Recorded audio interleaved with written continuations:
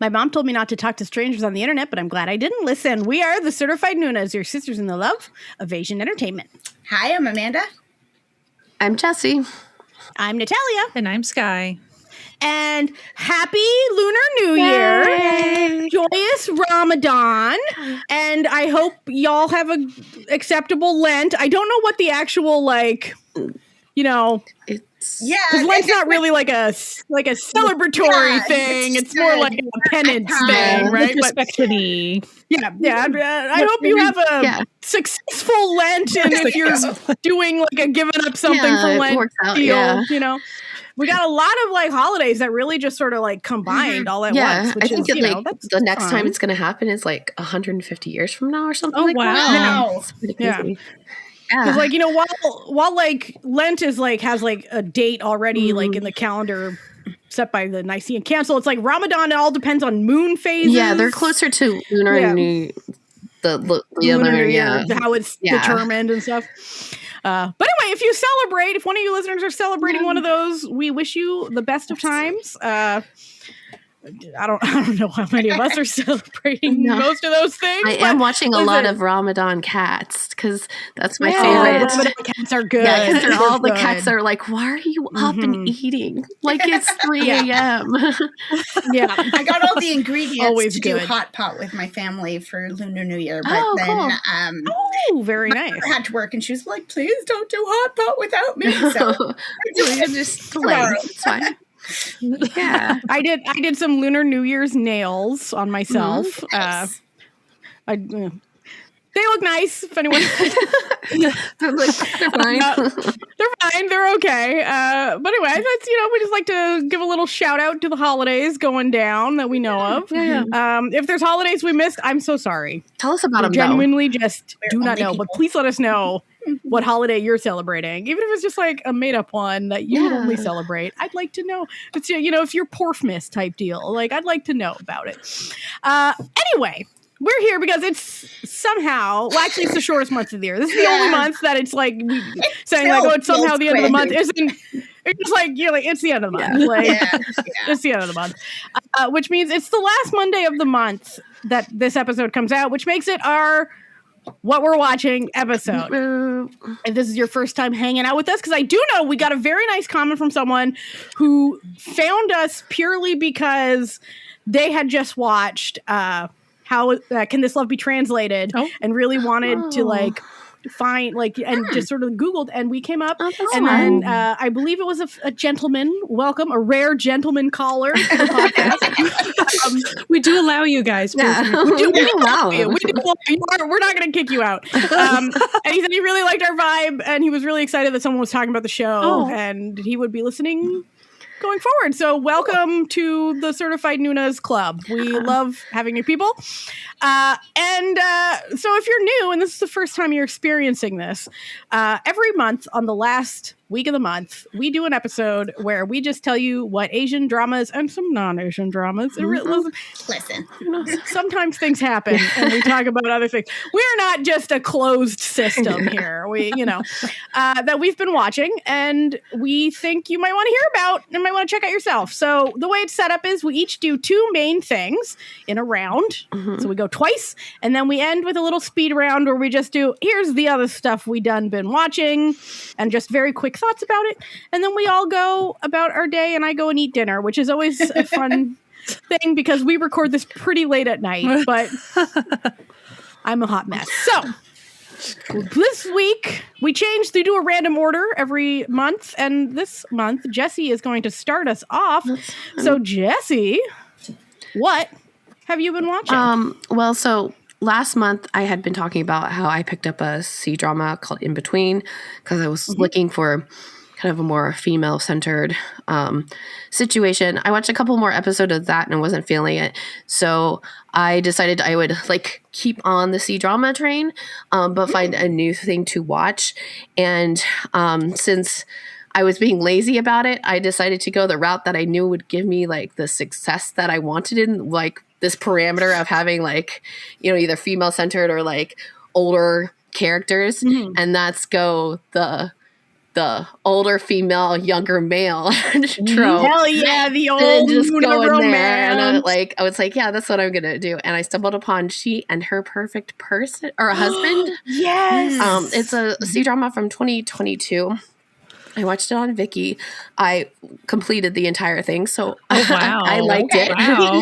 He is kind of a perfect husband, though, Yes. isn't he? So the kid who plays the younger guy is, I'm sure, at least one, but probably most of this podcast has watched Falling Into Your Smile. Yeah. He's the male lead in that. But yeah, I really, really liked this drama. And surprisingly, the romance part of it is actually the secondary, like, the plot Based on of the this. title, you wouldn't guess that. Yeah, it actually is heavily centered in women and the workplace and the, like, workforce. Because essentially the plot of this is that the main female is a lawyer, and she really wants to excel in her career. So when she started at the firm that she's at, she pretended that she was already married with a kid. And because, like, she wasn't going to advance, like, especially at that specific one too, they had like a marriage thing, like clause or whatever in it. It's crazy. But essentially she talks about it in the beginning, where she talks about how you're kind of like just screwed as a female in the workplace, because if you're single, that means that your employer will look at you as like someone who's probably going to get married and have a kid. So then you don't want to invest much in them because they might leave. But alternatively, if you're single and you stay that way and don't have a family, you're seen as being selfish. And because you are the one who's creating life and population, like it looks like you're not like a family person and like things. So she's like Not doing your part. Yeah. So essentially she what she does is she ends up like concocting this little white lie that works well for her for a while. Just a teeny tiny. And the problem is she does have a picture of the guy on her desk, and she's very close with the person, like the main person of the firm. So like they're really good friends, and so this person knows the look of this guy, and even though they've never met, because he's a finance guy who works overseas, and her kid also lives with her AI. It's like the whole thing, right? And nobody really questions it because she's just like a really good lawyer. She's like really good and good at her job. But she ends up going to this kind of event at a hotel to pick up a new client for a retainer and that sort of thing. And he shows up for another reason. And is seen by her boss. And her boss is like, oh my gosh, she's like come like to, surprise her. And it's like, oh my gosh, look, your husband. And thus their union is made. But it's actually like really good. They are very good together. Like it's like weird, but not weird. Like they mesh really well with each other from the very beginning. So this like contract marriage thing, like it just like benefits both of them essentially, because he is living at home. He had some issues with the job that he was in, which is it's a big thing for him. He's had a lot of PTSD based on it. It was like a really bad time for him. And his mom is like desperate for him to get married. Desperate. And so they're like, yeah, we'll just like do this thing. Like he can get out of the house, and like the mom can stop like pestering him, and she can have, like an actual legal husband, so they don't like pressure her at work. And like it could just like work out. And it does really work out. Like he is a finance person, and so he kind of helps her sometimes with some of the cases. But they also are very good with each other just on like a human level. Like even when they have drastic difference of opinions, they both stop, hear the other person out, and want to learn why they have that opinion or do the thing that they do. They're very like good with like talking with each other, and they kind of just like are mostly, even though it's very clear that that boy like fell in love with her like from the second he saw her, they're very good just like kind of roommates together, just like, you know, friends. So like the story obviously involves them and their like relationship, but it always goes back to first and foremost being a drama about women in the workplace, because she starts off as being in the like family set like area of her company. So you have things that deal with that. All of the clients and all the stuff are like females, and like usually like workplace drama or like things that like are like hindrances because they are females and women, and it keeps that up, which is it's so nice to see in a drama. It is a comedy, but they tend to like leave it kind of in with her. She has a brother who's married to her best friend, and it's probably like the worst part about the show. They're terrible. Like, he's always cheating on her. They're like, the best friend never actually, like, you don't ever feel like she's actually a best friend with the female lead. It's like it just is like they put in this like, you know, side thing so that like they'd have the comedy. But like really it just really just focuses on her because she's like never not doing her work and never not like it doesn't want to like do the thing where a lot of like romance is, as soon as like the romance starts to like become a thing, it like shoves everything out. It does not do that in this drama. So like that was like what I really enjoyed about it, and just like enjoyed them like existing with each other. They're just like so good together, just like not even just as a romance couple.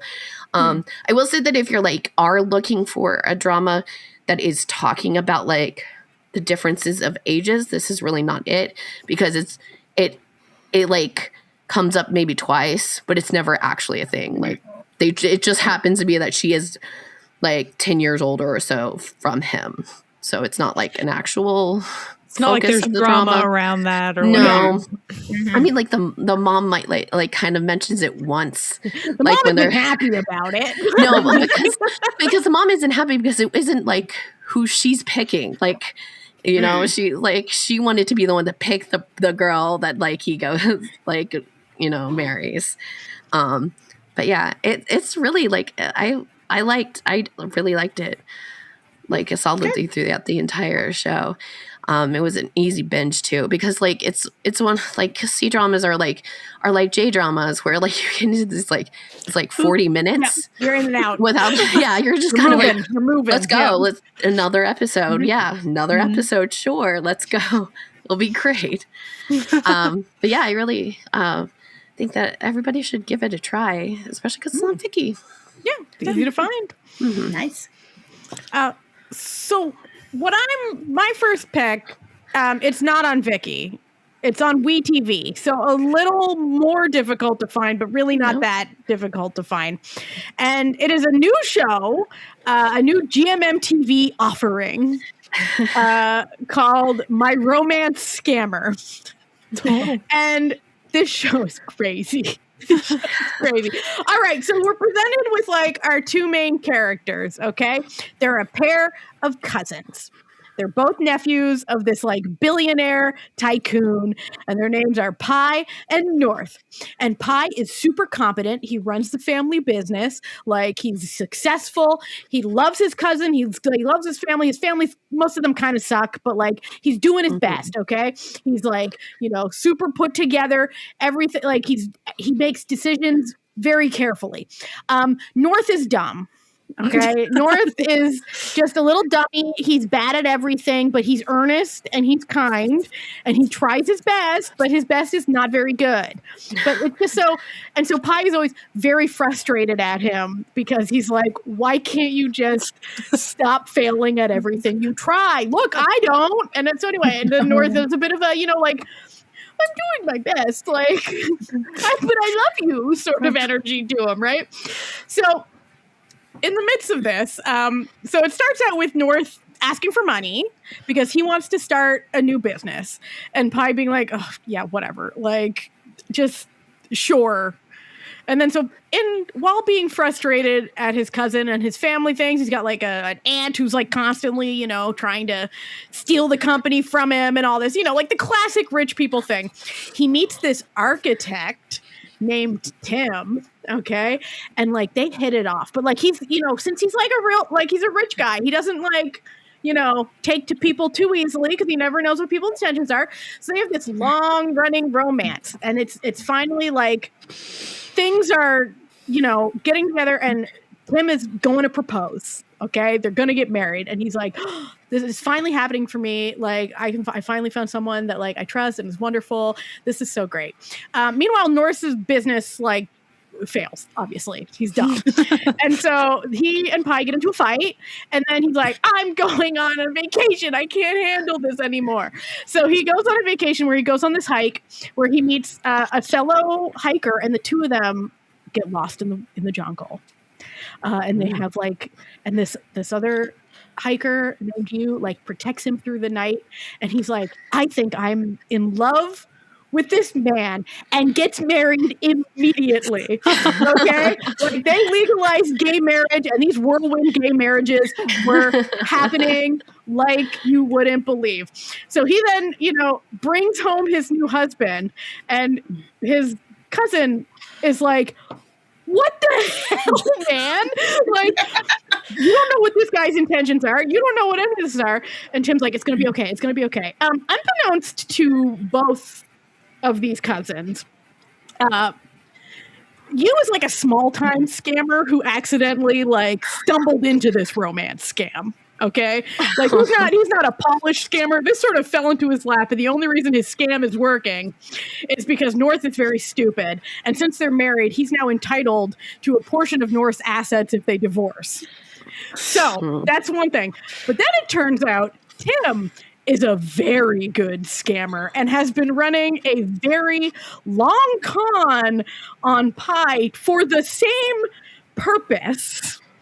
But now that this little small-time scammer has arrived, this could ruin his whole, like, he's been spending over a year, like, getting this scam going, right? He's hired a woman to play his mom. He has, like, this, you know, lawyer friend who's always just like, you could just leave the life. Like, this guy seems like a really nice guy. Like, you could just not be doing a scam. And he's like, no. Like, I'm in too deep with like this fake life I've presented as me. Like, we're going through with the scam. But this new unpolished scammer arriving has sort of put his scam in jeopardy. So he's like, I need you to start listening to me so we can both successfully scam these two cousins and we can both get money. But you have to like listen to me in the scam. And there's only 3 episodes out as of the recording. When this episode comes out, there will be 4 episodes out. When I tell you all of this information, like the whole romance of like him meeting this architect in air quotes and like all the way to like a proposal happens in like a 30-minute span of an episode. Like, nice. So the purpose of the show is like, we're going to go post, like, when the scam's already in operation.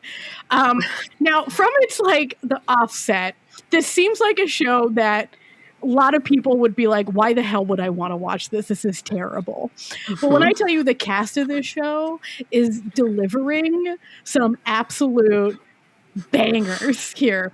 This is just like a small plot point that happens in like episode 2. Both of the scammers accidentally hire the same actress to play both of their moms at like separate times. Like that's like one. So it's this sort of situations that are, like nice. Very like closing in. So like the scam is going to eventually collapse, which I think is where the fun of the show will truly, because then like the scam will collapse once these two nephews are now, like these two cousins are caught in the scam, right? Mm-hmm. But like I'm telling you, they're so charming. They're so, like, I'm talking about the cousins. Like, the scammers are charming, but they're also sleazy. Like, that's their whole thing, right? But, like, you can tell these cousins just, like, really love each other. And they're, like, their uncle really loves them. Their aunt is just the worst person in the world. But, like, they're just, like, so charming. And, like, the competent one has this, like, secretary who's just, you know, she's doing her best, but things, you know, she always has to deal with this dumb cousin coming in and starting a fight with the other cousin. The show is so much more charming than the plot would make you think, because the plot of it makes things like, this is so terrible. Like, why would this work? But it does. Like, it's fun. It's just like a fun comedy. And obviously, like, the scammers, you can tell they're, like, kind of also falling. They're actually attracted they're to these actually people. into the people they're scamming, you know. Oh, does the incompetent, does, like, the small time scammer have, like, a tragic backstory? Of course he's got a sad backstory with, like, you know, a mom who keeps stealing his money, you know. It's just, like, a really fun show. It's a fun show. That's all I can say. It is on WeTV. It's not one that you have to binge right now, because as of the date this episode comes out, there's only been four of 12 episodes out. But I am having such a fun time with it, and I genuinely, like, don't really know, like, fully where they're gonna go with it, which is kind of rare in these types of shows, because I'm like, the scams haven't been uncovered yet. But, like, there's a lot of episodes left. Yeah, there's a lot of episodes left. So I'm like, when they gonna get these? Like, when is the scams gonna be uncovered and the fun truly begin? You know what I mean? Like, yeah. But anyway, I'm having, like, a really good time with it. I think a lot of people would really enjoy it, because it's silly, it's fun. It has Mark and Junior, who were in Perfect 10 Liners. And it also has Poon and Ohm. Ohm was from Until We Meet Again. He was PD in that. But he's now moved to GMM-TV, and this is his first time out with his new acting partner, he's very cute and dumb and sweet, and it's just lovely. You know, it's nice to see.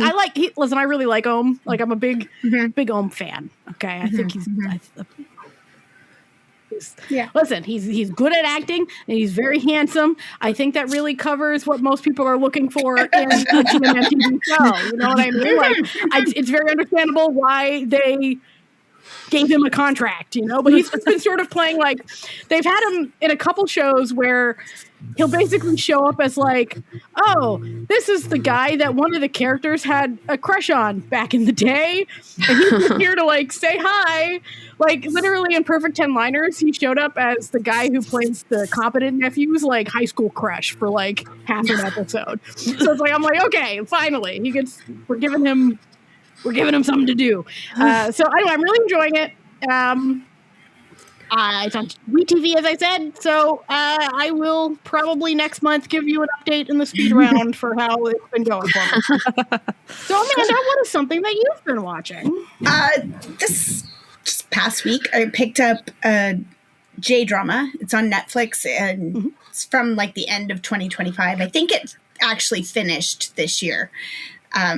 It's called Passing the Reins, and it's sort of a sports drama the way that, like, Hot Stove League was a sports drama, in that it's really an office drama where the business is sports.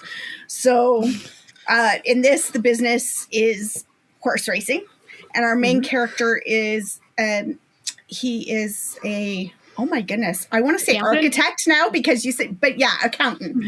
There we go. I'm like, why can I not remember It's an architect of numbers. It's the same. Yeah, there you go. Yeah, it's so different. You sort of get introduced to him, and it's his boss kind of giving him dressing down that, like, I never thought you would be somebody who would, like, lose your love for the job and lose your drive and everything. And you find out that basically his dad died a year ago, and he only got into accounting because his dad was an accountant. And he graduated from accounting school, went to do his, like, internship at this big law firm in the city and was really good at it and did a really good job and was climbing the corporate ladder kind of thing. And then his dad was like, okay, cool. You have lots of experience. Come back home and work with me in the small town accounting firm where we like help mom and pop shops like not lose their businesses and stuff, because that's what good accountants do. And he was like, no, like I make lots of money and I'm going to stay here. And then his dad died. And he felt guilty for not going back and spending time with his dad. So that also kind of, he's lost his like love for accounting. And he's given sort of a one last chance kind of account. This firm, this company called Royal Human comes in, and the son is sort of running the company, even though technically his dad is still the president, but he's the one doing all the work. And he's like, I am pretty sure that our horse racing division is losing money and that my dad is using it to like embezzle money out of the company. So I want you to look at the books and find me the proof I need to shut this down. And so he's basically told by his bosses, whatever you find, spin it in the way that the client wants to hear it. Don't lie, but and the thing is, it's not hard to spin with horse racing. Like at one point they talk about it and he says, the thing with horse racing is that it doesn't make money. It's supposed to be, basically it's a rich man's hobby that advertises for the company, right? Because it's a status like, symbol at best. Right? They say like it costs... the average racehorse wins like 80 grand a year, brings in 80 grand a year in various whatever, but costs 85 grand a year to maintain and train.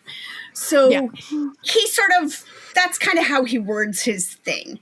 And it's, the dad's kind of heartbroken. Basically, the company is like, well, we'll vote on this next week kind of thing.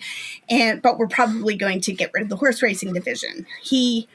Meantime, he's a horse girly, like this accountant. He goes to check out and he's just like, the horses are beautiful. And I really like horses. And he had a friend back in the day this girl that he was friends with, who her family owned a horse ranch. So he does know some things about horses, but not really, like sort of peripherally. And he's just like, but the horses are beautiful and this is wonderful. And well, I will, as the accountant who made this, report, I will try to find homes for these. Nobody wants them. They're not winning horses. And he feels terrible because she's like, well, they're probably going to be put out to pasture in the bad way. Like that's what you do with racehorses that nobody wants. And he's like, oh, that's not good. I don't feel good. So he goes to the dad and he's like, give me all the papers, give me everything. And he does find that, somebody was embezzling, but it wasn't the dad. It was somebody who worked for him. And he's like, it's not their fault. Give us a chance. We can bring it back around. And then he quits his job and goes to work for the horse racing dad as his secretary. Like, turn things around. And it's, I don't know, it's very kind of chill, but there's also stuff like the dad, his wife hates horse racing, and I spoiled myself on something. So there's kind of a legitimate reason why she hates dad's horse racing hobby and stuff that's going to come up. But it's just, and there's sort of like these two main horses that are, they always train together. They were raised together on the same like ranch before they were bought and stuff. And he has a good feeling about this one that's like has a kind of a bad leg. And it's like, I just have a good feeling. And so he could be the next Seabiscuit. He could do it. He could do it. And it's kind of neat because, like, I went through a real Dick Francis phase where I read all these like books by him, and he was a guy who was into horse racing in England, who then wrote like a bunch of mysteries and thrillers that all take place in the horse racing world.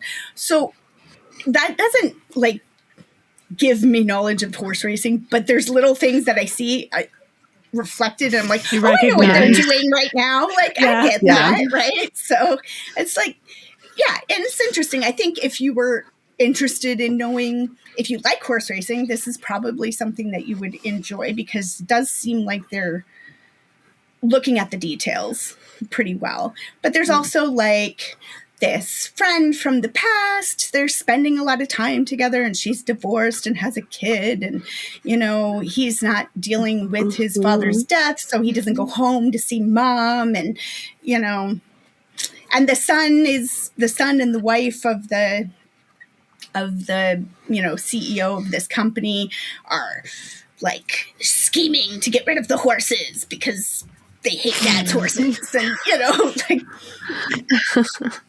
but it's very, I don't know, very realistic in a sense, drama wise. Like, it's just a very, here's a bunch of people doing their jobs, and some of them, their jobs is horses, and some of them, their jobs are numbers. So And sometimes, that sounds interesting. sometimes It's on it's two Netflix. jobs. Same job. Well, Whoa.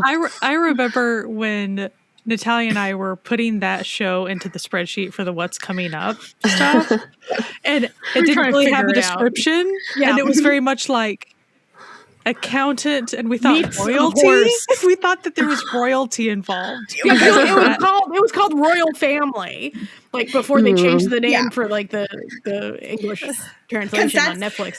So yeah, Royal Family is the name of or Royal Human is the name of the company, the family-run company that has a horse racing division, and then the two main horses are like Royal Flight and Royal Izania or something, and they and there's like a whole heartbreaking story about like, you know, our version was going to be like accountant, horses, and royal family.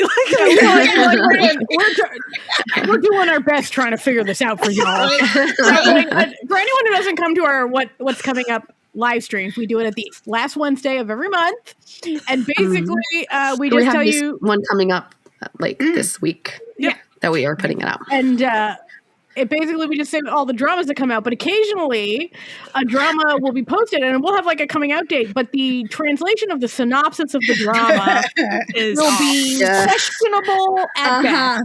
And so I make not the spreadsheet. Sky makes a spreadsheet that has all of them on it, and then I turn it into a PowerPoint for us all to enjoy. And I often will then have to attempt to figure out what the show is about based on very little information. And this was one where I was like, listen, there's an accountant, there's some horses. And some royal something. Maybe. I don't know.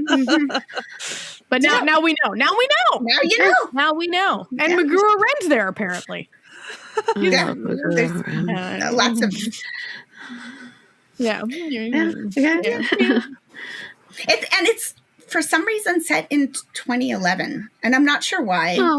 But I was like watching it and I'm thinking, why does everybody have like kind of a brick of a phone? That's really odd. And then it's like they're now doing a thing where you have to either make your show pre-COVID or post-COVID, whichever is easier to spell. Yeah. Well, yeah, that must.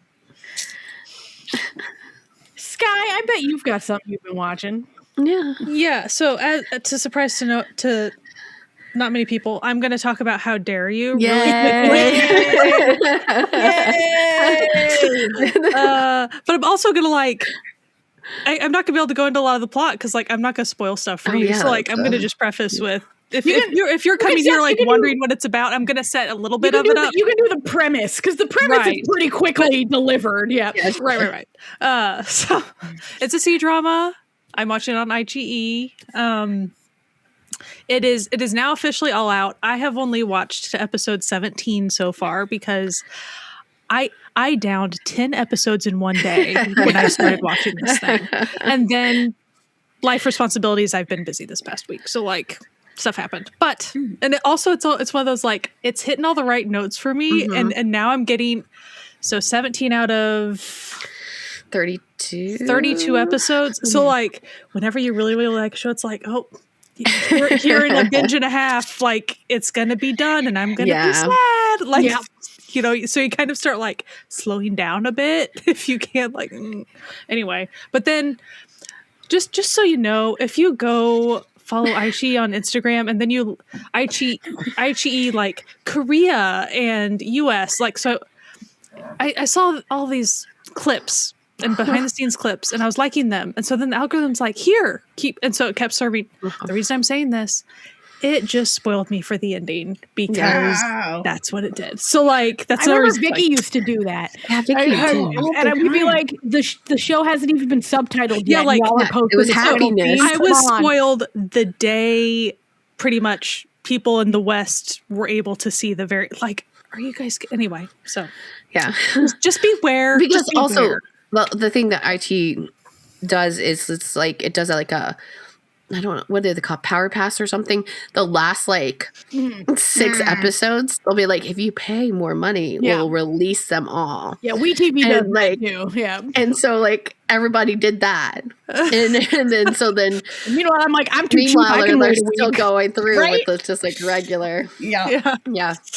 So to preface, I'm not even gonna be able to spoil like. So first of all, I'm really not gonna spoil like anything integral, but also I can't. I'm only like halfway through, so haha. Not for want of wanting to watch it. So how dare you? It starts off with our girl Wanyan. She is. I couldn't tell if it was an entertainment company. So she later refers to this she calls herself a corporate drone, but the reality is it's an entertainment company. Like, yeah, I thought it was like a vertical drama company type situation. Yeah. She's essentially in this meeting where they're like kind of going through these plots and it's a transmigration plot. And she's like, I'm going to be real. This sounds like something that we've seen before. Like, tired, seen it, whatever. And the guy's like, well, too bad, you're going to make it. Like, you're going to be developing it. So yeah, You're the screenwriter. Congratulations. There you go. And so she's like, great. So she's on the subway and she's reading this thing, which like, or she already like stayed up all night in the office, but she didn't want to miss that last train type. Like she was there way past everyone else. She's working really hard and she's not necessarily having a great time. She doesn't hate this thing, but she's just like, it's like anything else. It's like every transmigration novel. Every isekai you've ever seen. Like, and so then she luckily gets on that train. I'm going to be real. It's been like a week or two. I don't remember like the crux of the magic or whatever. It's her birthday. It's her birthday. Yeah. And it just kind of happened. Yeah, it just happened. They're watching it too. That's how they're helping me remember that. Yeah, we're both watching it as They started it more recently than I did. Yeah. Well, technically, I did the TikTok abridged version, so I've watched it fully through TikTok abridged. I'm on episode 8, so like, but also like 2 days ago. Yeah. To give credit, I started watching it because Jessie sent it to me and because she thought that I would like it. So I started wanting to watch this. Yeah, so I started watching it because Sky started watching it, and then she was like, "Natalia, the show was made for you. Natalia, you're the isekai freak. You must start watching this show." Yeah. So anyway, I knew I was gonna like it because like the clips, I knew the tone was good. So anyway, she gets thrown into the book and script, whatever. It might have been the novel. It's a novel. So it's the novel that they were going to try to develop into something. Yeah. And she's smart. Like she thinks on her feet really quick. She definitely figures out what's going on. She's also read the book too, so she kind of has she skimmed the book. I mean, she does make it clear. She's like, she has a lot of tabs on her book. I paid attention to the parts I wanted to pay attention to. The boring, like political stuff, I didn't really pay as close attention.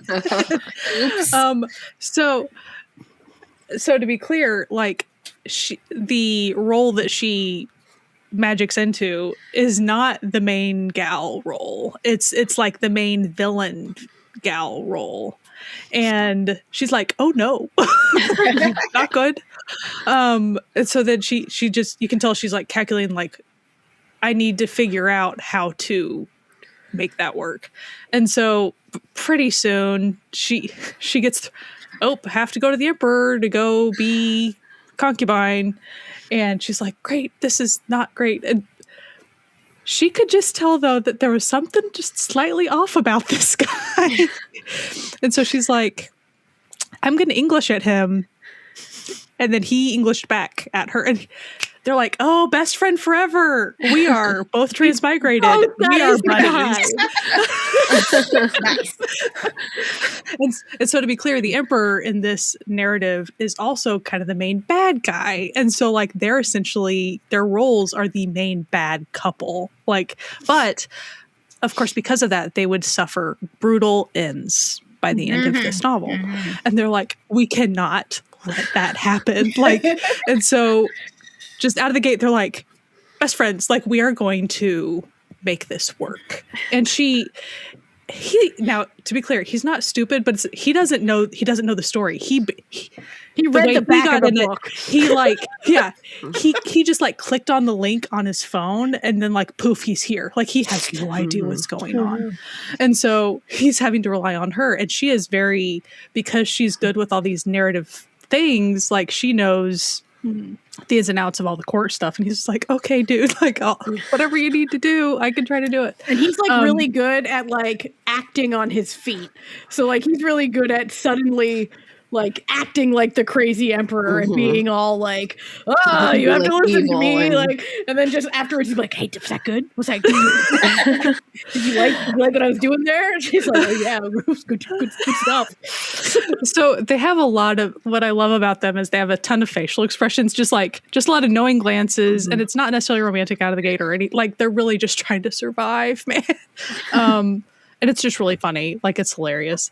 And then they kind of figure out, it's like, oh, is there another character that also transmigrated? Like, and so they're trying to figure that out delicately because, like, you can't.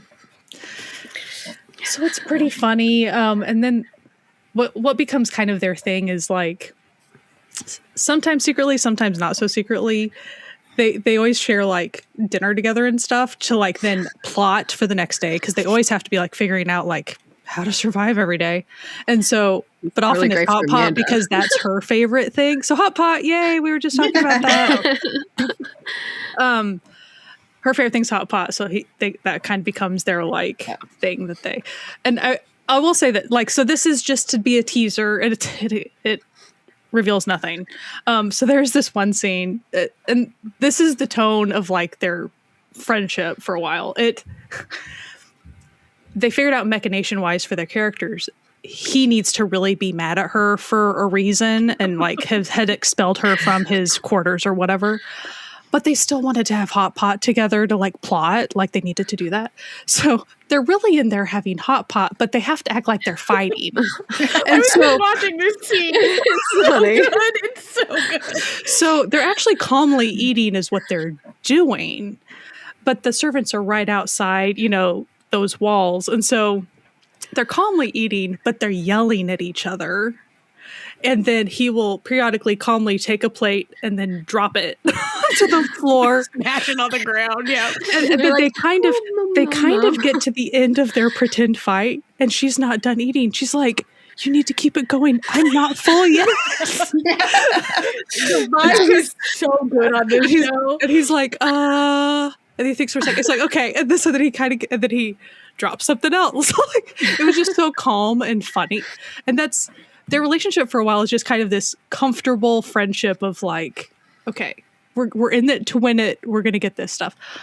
There's a lot of other like parts to this that I just don't want to narratively get into because I think the beauty of it is like watching it for yourself. Also, do I find it a little confusing? I do. What I want to clarify for some people is, and I'm not going to get into a lot, but you eventually see clips of his character when he was younger. And as far as like the English translations and stuff, and the name of that younger character is a different name, but that is his character. So to be clear, usually these little stingers at the end of these episodes, they're cute. They're kind of cute little things sometimes of this boy just trying to figure out what's going on type thing. And that is him. I was confused a while because the names are different. It's just kind of one of those name things. In like the royal family things, like you would have a childhood name and then like an official name. Yeah. So it's like when your family would call you and the one everyone else calls you. So like the reason I was confused is I could tell narratively that's kind of what I was supposed to figure out it was him.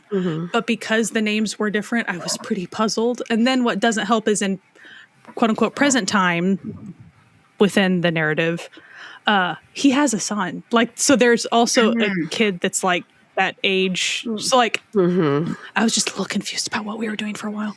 But there's also other stuff, confusing stuff that I don't want to get into because anyway, so like, I'm intrigued enough about this. I want to read the original. There is an original novel that this is all based on. There's also a season 2, but it's the animated version on IGE, which you better believe when I'm done with this, I'm watching that thing. I'm just having a lot of fun with it. You do have to kind of care a little bit about court politics. That's just the way it goes because you're going to be spending a lot of time.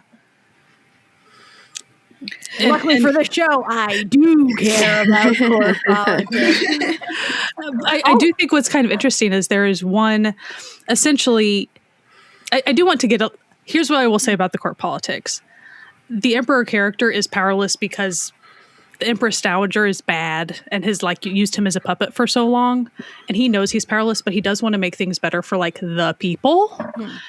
And in order to do so, he needs to go find some good ministry people to go do their jobs correctly and actually help people. And so he pretty much goes and grabs people and like, hey, please come be my people and try to at least help people. I don't even care if you go support somebody else. Like, can you please go help people? And I just want to also mention one of these people, like eventually an official within the government, it's a gal who is like acting like she's a dude. And so like I thought that was just kind of cool. Like, and there's also a trans woman character. Yeah. Like, so there's like his character that he's playing, his mother had like a bodyguard who disappeared and then became a woman and came back. And it's like, oh, like, well, do you want to go back to being a man? And she's like, no, I'm more comfortable as a woman. And they all just go, okay. And I was like, we're being real cool about this plot point here. I was like, okay, I see your game. It definitely have felt like that too, because like our two main people being from like modern times, they're like, that's neat. Sweet. Yeah. Just, you'd rather present as a woman. Okay, cool. They just kind of move on. It's whatever. Anyway, there's a lot to that. The character's all great. The acting's great. Everybody. The acting's really good. I'm sure the people who have like seen the second half, they're like, oh, I'm sure there's a lot that I have in front of me to enjoy. You do. Anyway, yeah, check it out. It's fun. It's kind of talk of the town presently in C-Drama Land. If you're into the transmigration, that's also the thing. Maybe don't look for it. Like, until you watch it, you will get spoiled. I've muted it for myself so I can enjoy my life. You know, I suggest people do the same. You know, and I will say sometimes you're like, oh, I wouldn't be. It's like, yeah, but you probably like just. This one, I think, like there are some things that you'd be like, oh man, I really wish I had seen that organically. Yeah. It's kind of, I think part of the charm of the way they're acting these two characters, it is their expressions and stuff with each other. So that's kind of the thing, like seeing their expressions for the first time, whatever they're up to, is kind of part of the fun of it, in my opinion. It is pretty comedic at sometimes. Of course, it is pretty serious. So like it definitely covers all those tones. I will say there was one episode. It was pretty silly for a second. Like sometimes it's like, ooh, this is 5 minutes of super, super silly, like a little too hard. But then it'll swing back within 10 minutes. So like, it's kind of like if it's bugging you too bad, just wait and it'll kind of come back around. But it definitely sometimes like leans way heavy into like, this is super silly. Okay, that's what we're doing for a second. But that's whatever, because like all the other ladies in the harem, they sometimes are plotty, and then sometimes they're plotty and super silly about it, and like overly. And it's like, I guess we're gonna watch them for 20 minutes. Fine, like I'd rather be doing something else. All right, ladies, listen, get your money for appearing with lines. Yeah. Like, understand. So anyway, that was I really having a good time. I probably would have inhaled it within a few days if life had let me, but sometimes life doesn't let me. So. Get it. So how about you, Jessie? What's your second one? So I picked up Million Follower Detective, which just came out on Netflix like last week, maybe. It's a Taiwanese drama. Essentially, it's about all these like influencers are dying, and like the tie to their deaths has been this anonymous tarot reader who predicts their deaths. Like she predicts them in like a way where someone is going to like die in a certain way, and it's always like ends up being an influencer in that way.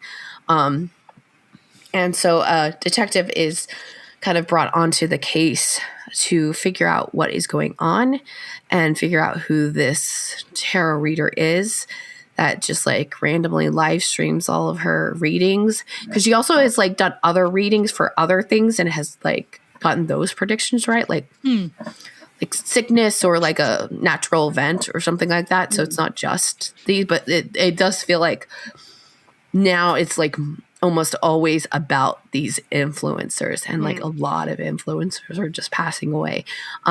So the detective's there to try to figure out what is going on, and if this person is connected, and are these influencers connected, because they kind of are, because influencers are just like, you know, other entertainment people. Like you tend to know each other because you're in the same field. So it's like, yeah, you might not do like mukbang like type live streams, but like you'll still like know that person because of just like the job that you're in. And I'm only in 2 episodes in, but it is only like I think 8 episodes total.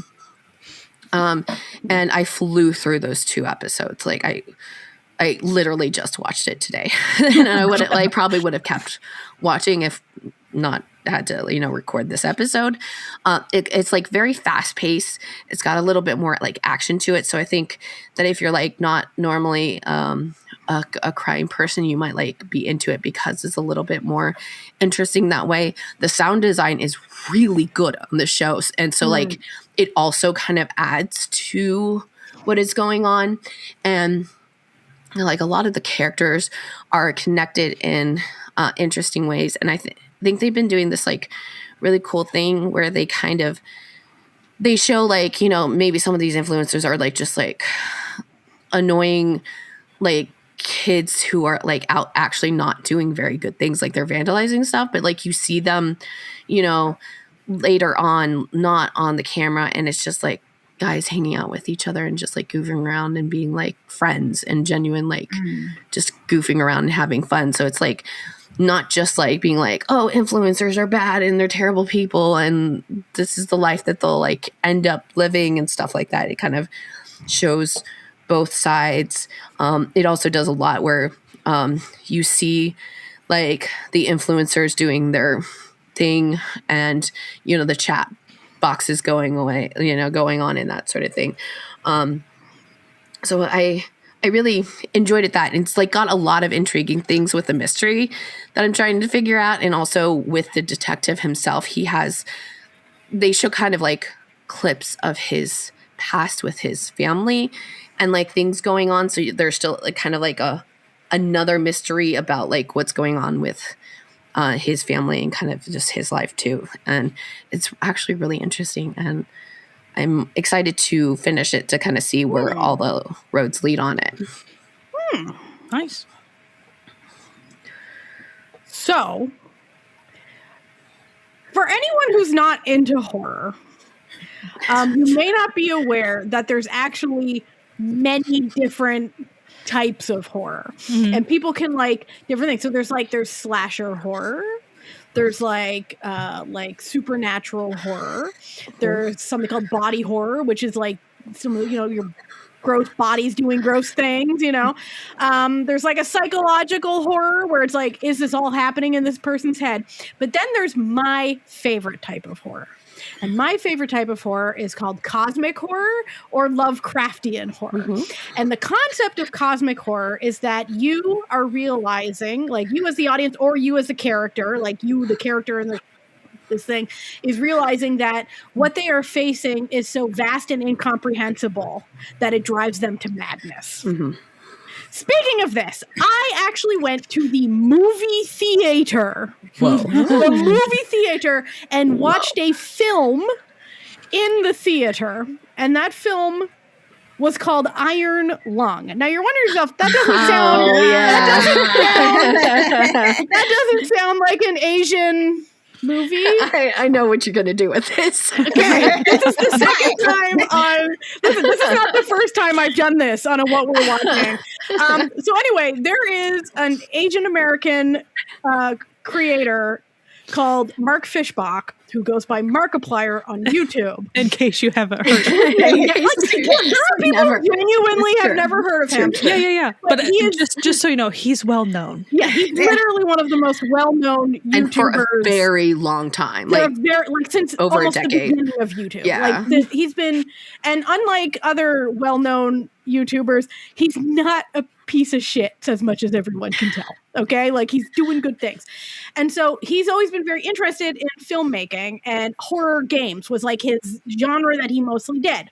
And a couple years ago, he played a game called Iron Lung, which was like an indie game that I'll get into the plot soon, that he fell so in love with. The game only is like a 20-minute long game. Like, it is not a extensive game at all, okay?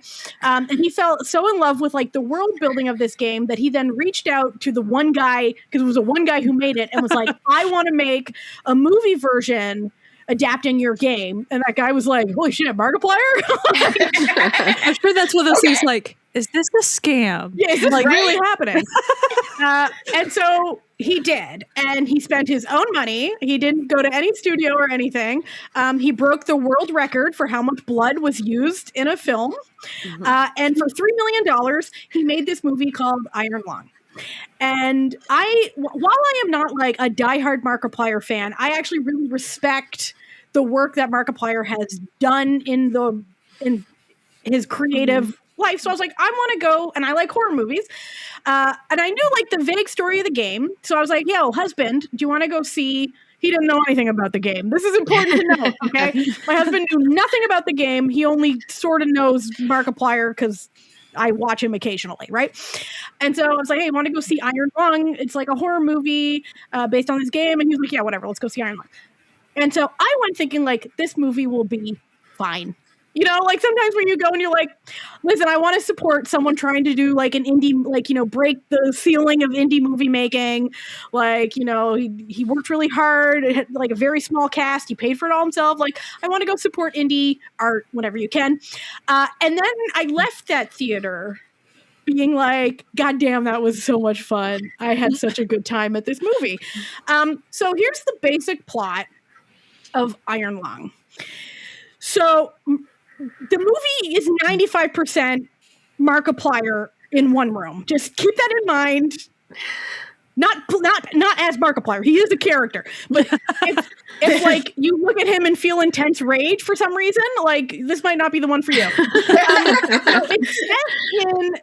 it's set in the future, okay, where something called the Quiet Rapture has happened, where most of the stars, planets, and humankind have all disappeared, and it's only like a collection of like small solar systems and like two factions of humans that were living on space stations that still exist. And they've been at war.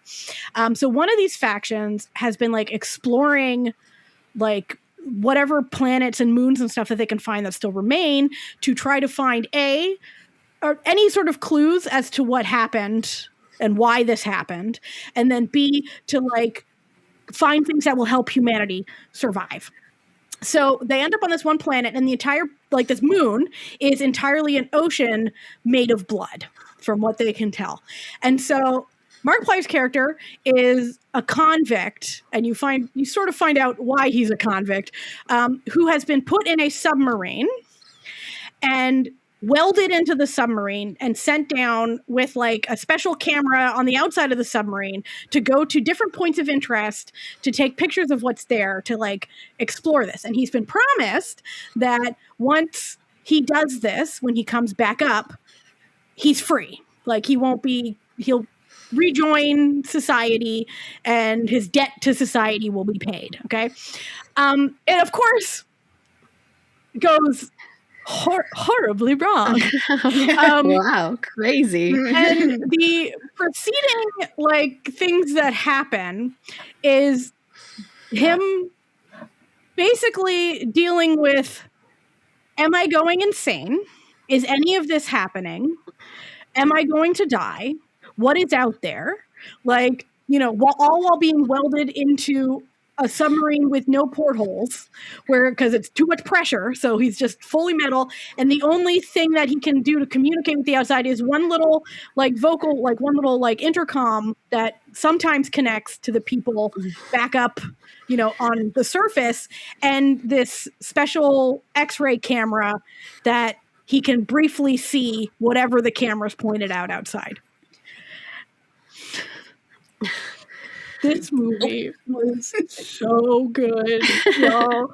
Like, it was the most Lovecraftian horror you've ever seen in your life. Now, I knew what the plot, this is important to note, I knew what the plot of I had seen, like, I knew the entire gameplay loop of the game before I went to see it. And my husband had never even heard of the game before, so knew nothing.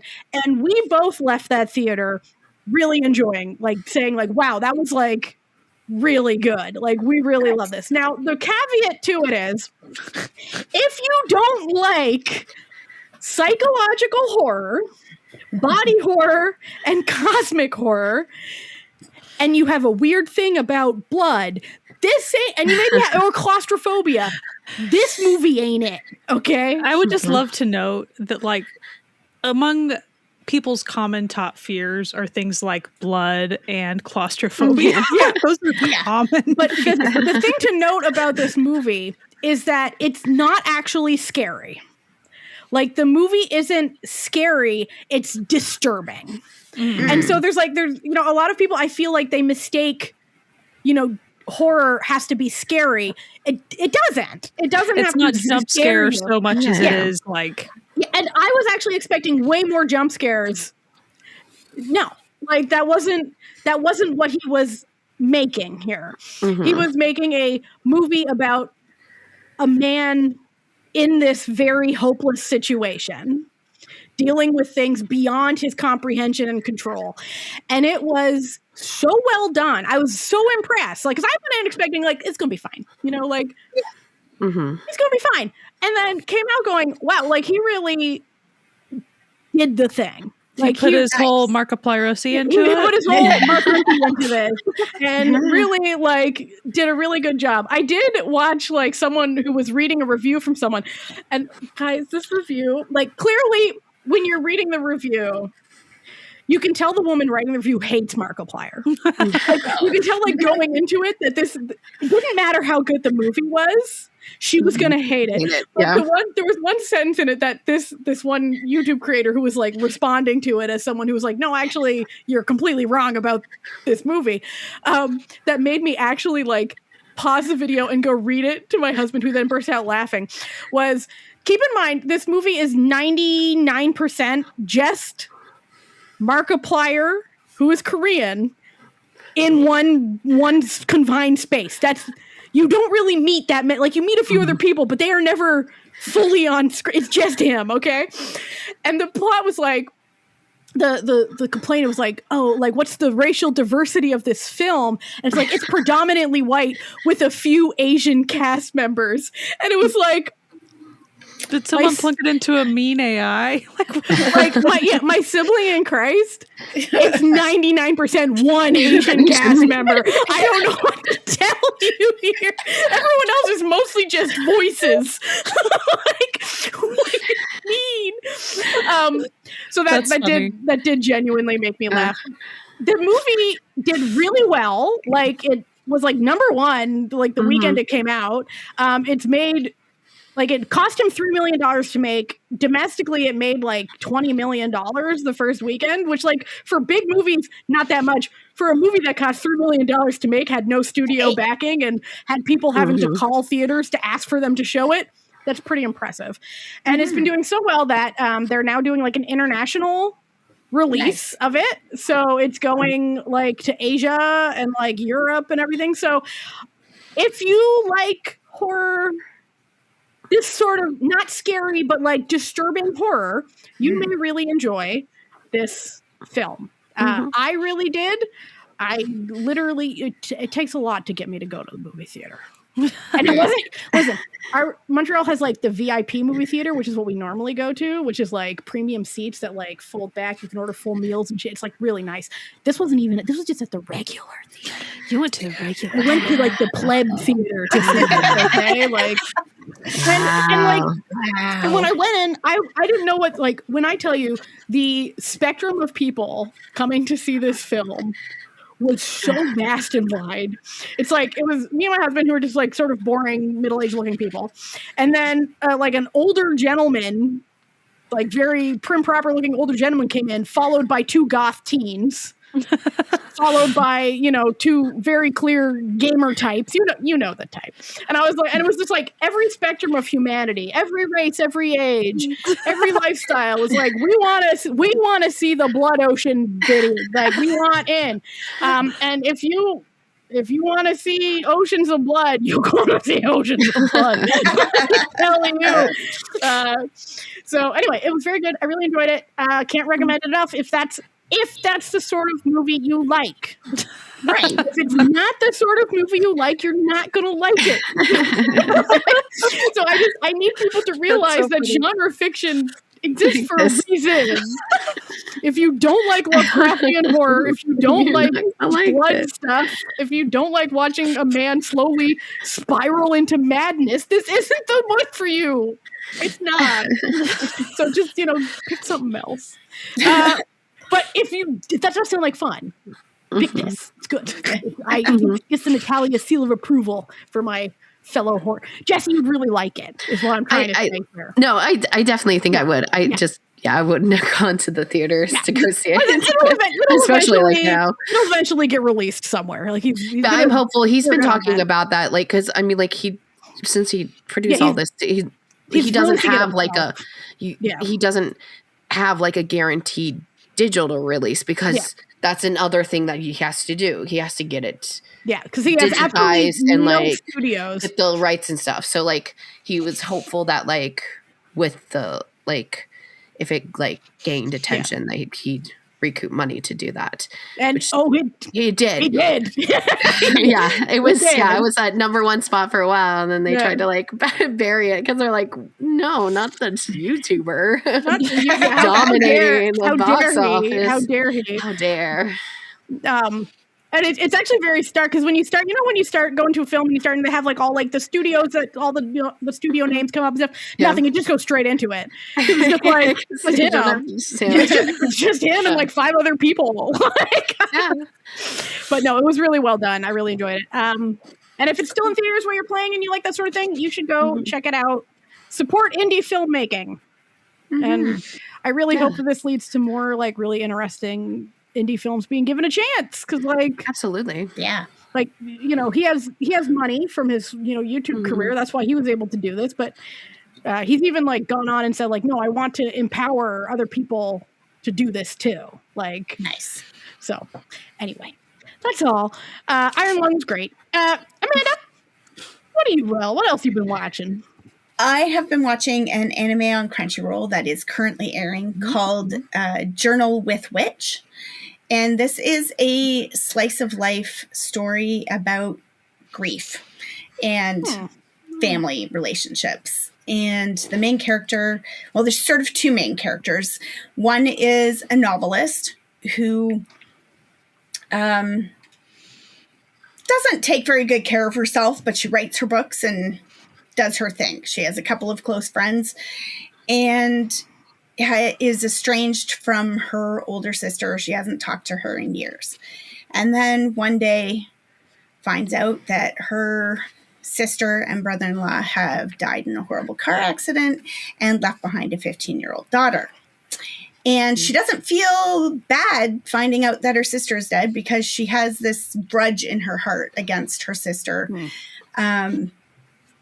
But she's still going to go to the funeral. Her mom's going to be there. Her niece is going to be there.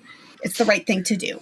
she goes to the funeral and she hears all the family members and stuff talking about, like, what are they going to do with this kid? Well, like, grandma's like, well, I guess I could take her during summer holidays. And, you know, some other aunt is like, I guess I could take her for a few weeks here and there. She could do 1 semester here and she's just like, no, I will take this kid because it's not her fault her parents are dead. And it's not her fault that I hated her mom.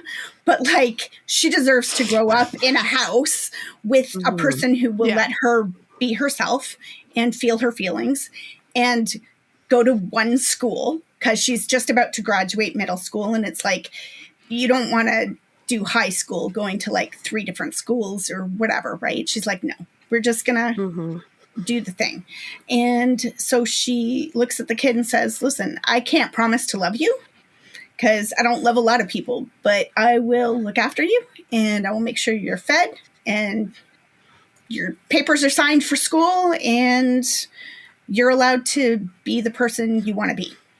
And you sort of find as this goes on that her grudge, her problem with her sister was that she never felt like her sister let her be the person that she wanted to be. So her sister was always kind of like, when are you going to give up on this novel writing and get like a real job? When are you going to, you know, her sister was a few years older. So she sort of hit that teenage phase and suddenly was interested in boys and dressing up and makeup. And like, when are you going to want to wear makeup? When are you going to start dressing like a girl? When are you going to, you know, all this stuff. And so she really goes out of her way to try and make sure that her niece isn't feeling those things and is allowed to, like, that's why it's called Journal with Witch. She hands her a notebook and says, this is a place for you to put your feelings and write your words. And it doesn't matter what you write. You can just scribble. It can just be screams. Like, this is for you. But you have to have a place where you can be you and you can write your words and you can write your feelings. And the animation they do with that is really cool. Like, it's sort of like a desert that she finds herself in. Like, she's just, there's nothing. She has no emotions right now. She has no feelings. And then slowly, like, an oasis kind of grows up and it's around her aunt being in this place with her and stuff. And then you also see, like, the aunt, like, they go to, you know, clean out the old apartment and the aunt is learning things about her sister and sort of maybe, you know how when you were a teenager, you thought you were like super smart and super, you know, and you viewed everything through your own lens. Yeah. And you couldn't understand maybe why everybody didn't want to be like you or do things the way that you or liked the thing. And she's sort of now as an adult who is got a teenager in her life, she's looking at things from the other end of it and going, like maybe some of my relationship with my sister is not 100% what I thought it was. Maybe I'm remembering the bad things and turning those into the only things. And so, like, she's finding, like, schlubby shirts in her sister's closet. And, like, she remembers her sister made fun of her for wearing clothes like that. But now she's finding out her sister wore clothes like that. Well, okay, maybe she's different. But then there's all other stuff, like the niece really likes music. But she's like, no, Mom wouldn't let me be in a band. And she's like, if you want to be in a band, be in a band. Like, I'm not your mom. Yeah. Like, I don't want to be mean, but like, it does not bother me, my friend. So it's just really like they're helping each other and it's very chill. It's very sad at times. And it's got some really great characters and a really interesting look at this journey that the two of them are going through together, but separately, but together. And is that one completed? No. Like, is it done? Okay. Like, I thought it was still airing. Yeah, it's still airing. So I think I'm like 6 episodes in, and I think maybe there's 8 or 10 out right now. I think it's going to 12 maybe. But yeah, it's good. And there's like kind of some romance-y stuff going on and with various characters and stuff in the background, but like that's not the point. It's the point is these two people trying to live and grieve and grow. Understand each other. Yeah. Sounds nice. Yeah. I'm enjoying it. Good. So I will start with a super quick question to the ladies here. Did I ever talk about the anime, The Fragrant Flower Blooms with Dignity? Did I ever talk about that? Because it was back in January that I watched it. It was very beginning of January. I went and just checked our time codes and it's not if it's not in the time code, you didn't talk about it. So, it's just I had a vibe that I had talked all about it. So maybe I just talked to you lady when we were recording. Told us about maybe it. I was just blah, blah, blah. And it was probably when we were, because in December we did year wrap ups and we didn't do so anyway. But then I watched it January. I finished it January 1st. So I think there was just this weird, and then it just kind of got lost in the time. So I'm going to talk about that. So preface, I watched this back at the beginning of January. The reason I'm going to talk about it is because it was so good. And I have some other things I watched this month, but nothing really worth that I was jazzed about enough to really want to sell people on. So I really want to talk about this. The Fragrant Flower Blooms with Dignity. It's on Netflix. Okay. So as far as finding it, super easy. I really like the animation style. I was even recently looking at the manga. It was not in my presence. I was looking at the art style. The art style is just a little bit different on the manga. And so I'm I kind of preferred the anime specifically for this one. People quite often try to put this as a Romeo Juliet story a little bit. To me, that's not really the point, but I will get into why they would call it that. So as far as why, there's this high school, a delinquent high school, all boys delinquent high school, and then there's an all girl fancy pantsy high school right beside it, and so all the fancy pantsy girls look down upon these delinquent guys. So thus our two main characters are going to come from these, and it's to the point if the fancy pantsy teachers even would see one of these girls, you would get in trouble. I mean, there's a little bit more mechanics to it other than simply snooty people or whatever. But that's also an aspect of what we're doing. So I'm going to try to not give any spoilers because it's a slow burn on revealing more about these characters and why they are the way they are. I think that's one of the best parts of this show, and that's why I want to talk about it. So we are high schoolers, so nothing gets too super heavy. Even the romance is super light, none of that is really the point. The point is more these characters coming into their own and being okay with themselves and then trying to figure out how to interact with other people. And that sounds really maybe boring. It's lovely. The narrative of this is just really, really, really good. So the main dude, he has blonde hair. He has ear piercings. He looks bad news. super tall. And his friends are pretty goofy, but they're, all the delinquent school for various reasons. You really don't get you don't really know why other than they're kind of crappy at school, just typical stuff. But you can tell his friends love him. So that's out of the gate. You tell this kid, obviously his friends adore him for some reason. He just seems kind of really quiet and you don't really know what's going on in his head. He knows he looks scary. It's just one of those, he knows he looks intimidating even when he's trying to not be. But come to find out, his parents run a really cute, cafe patisserie. His dad's the pastry chef and decorates the cakes and he hasn't even told his friends because he's afraid that because I guess when he was younger, he got bullied about he looked like a scary kid and yet his parents ran a pretty pastry shop. And so people, I guess, made fun of him for that dichotomy, that gap. Kids are both dumb and mean. So, kids are awful. And sorry if that was a spoil, but that's pretty early in the game of what we're talking about. So he's intimidating. Anyway, there ends up being this girl that comes into the pastry shop and seems like he scared her off by accident just by being him and just saying hi, he didn't do anything wrong, but she skitters out and is seems to be freaking out and he feels so bad.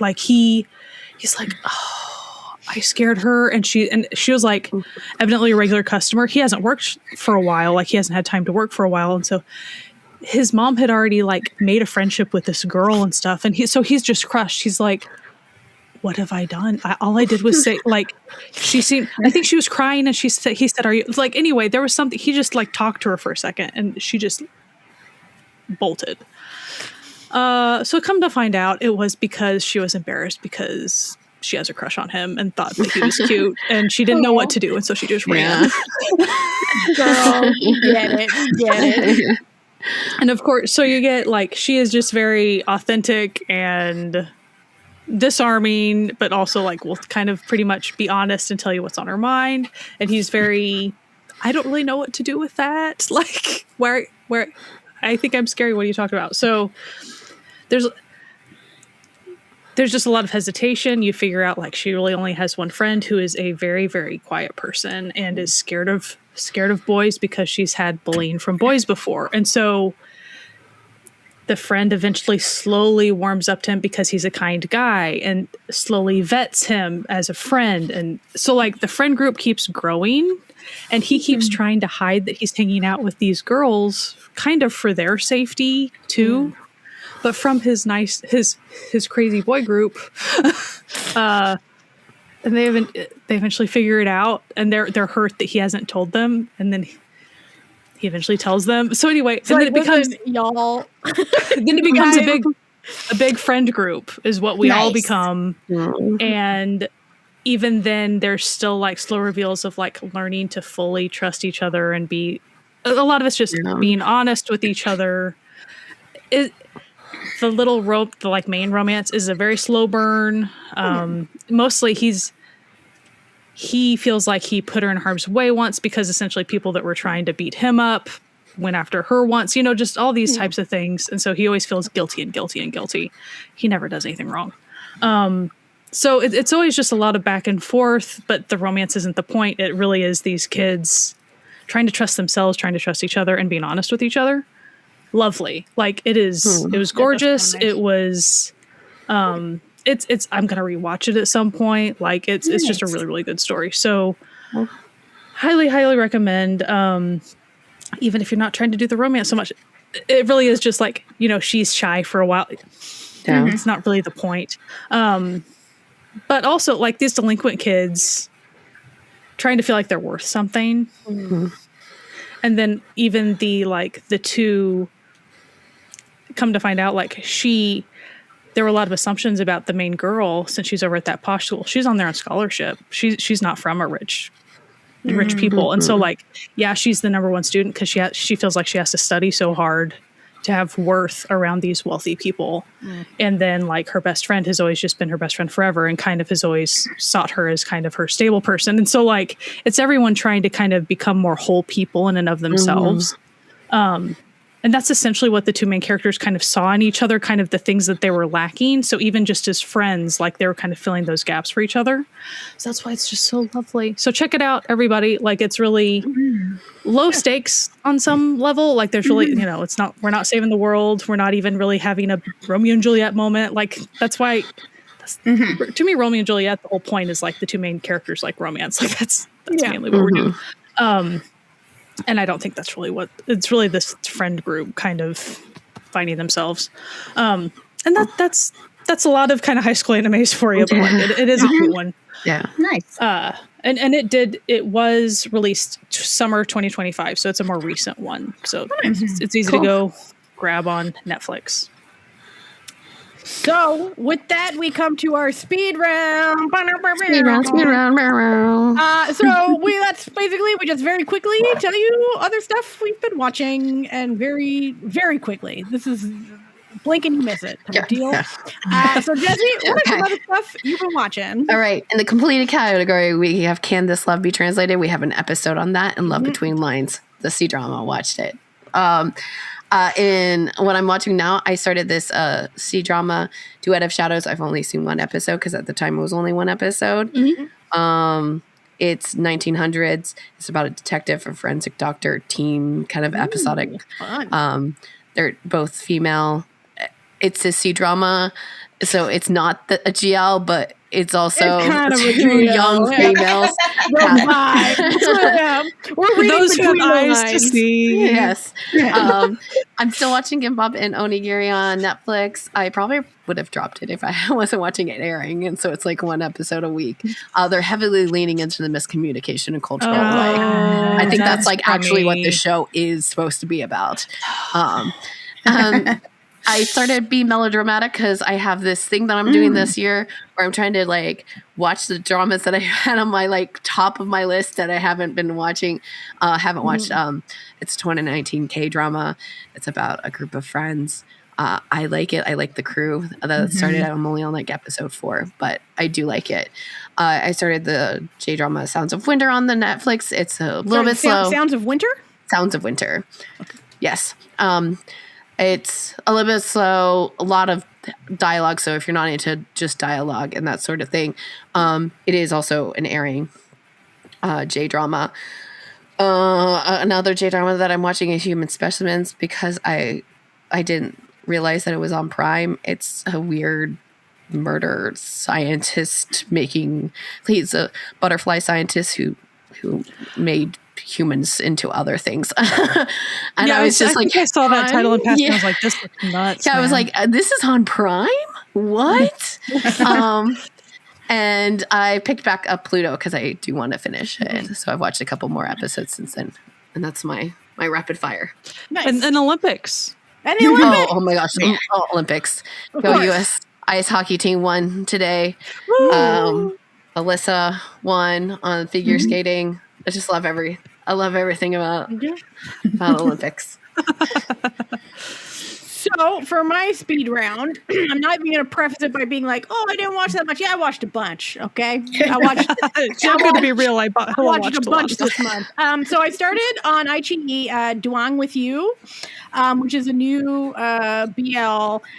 Basically, there's this hot musician guy, and then there's this very neurodivergent, borderline stalker art student who's like, I'm gonna make him mine. And the musician's like, yeah, okay, like, do your best, I guess, but like, I'm not really that into. He's like, you said do your best too late. We're going to be in love, and you just gotta wait, it'll happen.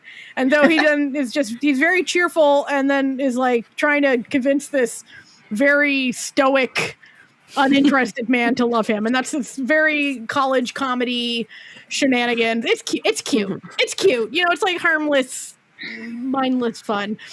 I also watched. So there's a show called Forever You. It's on WeTV, and now there's a second season, but the second season's in like multi parts. So I watched the first part of the second season of Forever You, and that's FOUR. So as in like 4 people forever, which made more sense in the first season than this one. But you know what? Who cares? It was cute. It basically it's cute, but also traumatic. There's a guy, and his sister dies in a car accident, and his whole family blames him, which is when he finds out that he was an affair baby.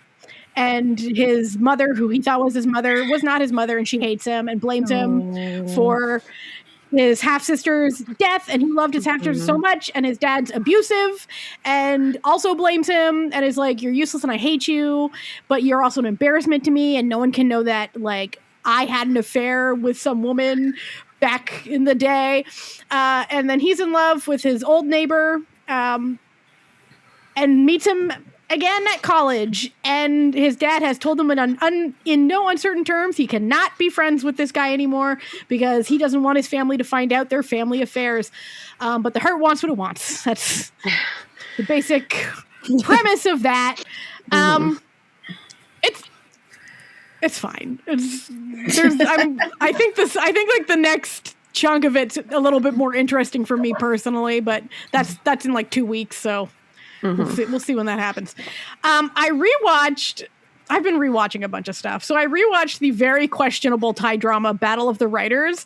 Is this drama good? No. Okay, I'm going to be straight out.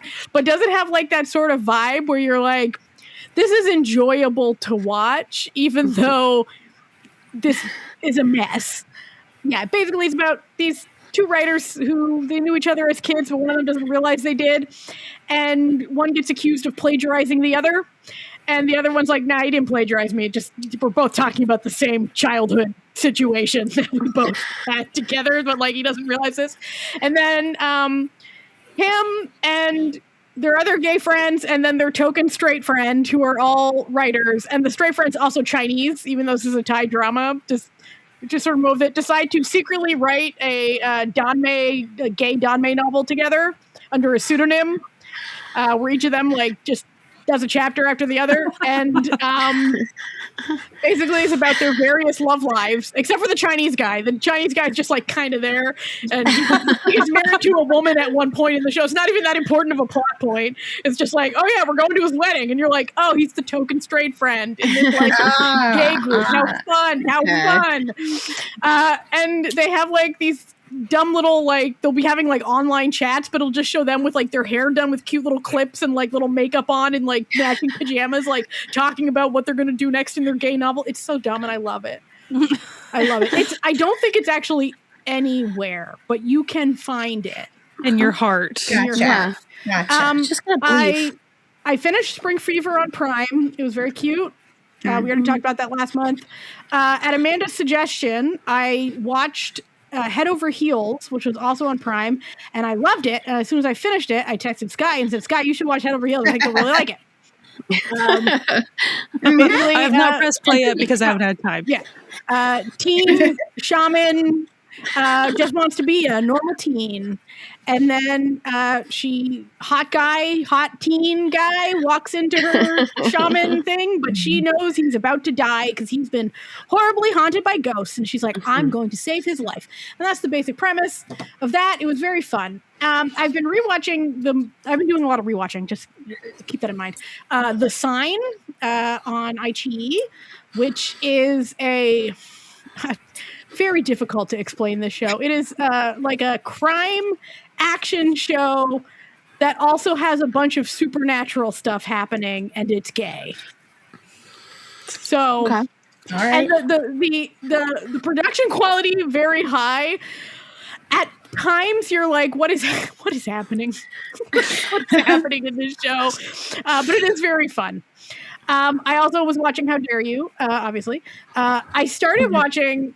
I've watched one episode of the new Full Pete BL yesterday. Very much Licorn vibes. It's on WeTV. I'm one episode in, and this thing is, you can already tell it's going to be messy. Rich dude goes to this other rich dude's house to like investigate for like some like investment he's going to do, and meets like the the illegitimate brother who's the one doing all the work, but gets treated like shit by the family, and then starts a, torrid affair with him. But this guy, he does not know this yet. This illegitimate son is fucking crazy. So that's where that's going. It's messy. It is messy. Very much a Licorn. I did start watching and then stopped watching, and I'm going to tell you why. A show on iQIYI called Peach Lover. I was talking about this with Sky before. There's nothing actually wrong with the show parts of the show. It's very horny, though. Keep that in mind. So the basic premise of the show is there's this illustrator, and he really likes this one like cam performer. If you're unfamiliar with what a cam performer is, it's basically a sex worker who makes like webcam videos, who is advertising for like a new partner to do like videos with. So he like applies, and they go, and then he finds out that this cam performer who always wears a mask is actually like a really famous actor, and this is what he does to like de-stress, basically. I had to stop watching it. Not like the acting was fine, the plot was whatever. It was a little too horny for me, but that's not why I stopped watching it. Why I stopped watching it is his main character is an illustrator, and instead of like hiring an actual illustrator, they just have the most egregious AI bullshit drawings. Yeah, and I was like, I can't. And this is nothing to do like that. It's not the actor's fault. Like it's purely out of their control. Like they would have known that they were just going to put up some AI garbage as like all of these images, and it's just like it was just so egregiously bad that I was like, "Your girl's out. Well, and when you were talking to me about it, it's not like it was, they showed that in the first episode and moved on from it. Like just like a one title card or something. No, it was like constant. There would just be more and more. And I'm like, and it's not like, are you sure it was that? No, it was, trust me. That shit was AI. Like that was everybody had 6 fingers. Yeah, no, it was not so much that, but you know, sometimes like there's like a quality. Yeah, absolutely. Like, you're just like, this is bad. This is not made by a human hand. Okay. This is just made by a machine that doesn't understand how human eyes work, you know? Yeah. So it's like there wasn't any like, 6-finger nonsense, but you're like, that shit's fake. That shit's fake. So I was like, I'm gonna let it go. I've also been rewatching Psychopath Diary with my sister, just because I like it. And it's the most messed up comedy that's ever been made, to be honest. For anyone who's unfamiliar, it is on Tubi, so you can watch it for free. Oh, wow. Yeah. It's also on Viki, but it's on Tubi. It's where my sister's watching it. There's a guy, and his life sucks, and he's about to commit suicide because he got blamed for a big mistake at work that he had nothing to do with. And everyone hates him and takes advantage of him. But when he's about to commit suicide, he accidentally witnesses a serial killer trying to kill a homeless man. And due to a series of events, ends up with the serial killer's like murder journal. And then while running away from the serial killer, gets hit by a cop car and hits his head and gets amnesia. And so the only thing that he had on him was this murder diary. And so when he reads it, he goes, this must be my murder diary. And I must secretly be a psychopathic serial killer who's been hiding like in plain sight. Obvious. And the first episode doesn't really, up until that like very last bit, you don't realize you're watching a comedy. But then suddenly you realize, this is just a really dark, fucked up comedy. It's one of my faves. No one could really sell that role quite like Yoon Shi-yoon, though. Right. I was literally saying that to my husband. I was like, the only reason this works is that Yoon Shi-yoon is so good. Because he's so like, as far as people who don't know, because the way he sells this character, there's no way this character could ever be a serial killer. The only person who even remotely suspects that it's him is himself. And it also is really funny because then, like, very quickly actually meets the psychopath murderer, who then thinks, because of some shenanigans, that he is actually a psychopath murderer and has like a weird like psychosexual like attraction. There's tension there. It's so crazy. Like, it's such a good show. Do recommend. I also did start our universe on Viki. By I start, I watched all for 6 episodes. The first 2 episodes and the episodes after that, they're fine. Like it's not going to be my favorite show by any means. But here's my one warning for people going into it. Baby, very cute. Very cute baby in it. But it's falling into a trap that older K-dramas have fallen into, which is you can have a second male lead, but you can't make the second male lead so much better than the first male lead that it's inconceivable to anyone watching. Like, so Park Sung-ham is the second male lead. So there you go with that. It's not like Park Sung-ham playing like an asshole or anything. He's kind. He's charming. He's like he's nice competent to this kid. He's competent. He's sexy. He's like really respectful. Like he's so generous and open. And you're just like, and then the other guy kind of sucks a little. And you're just like, I really need them to turn this other guy around because right now I'm like, why would you? Like, why with this guy?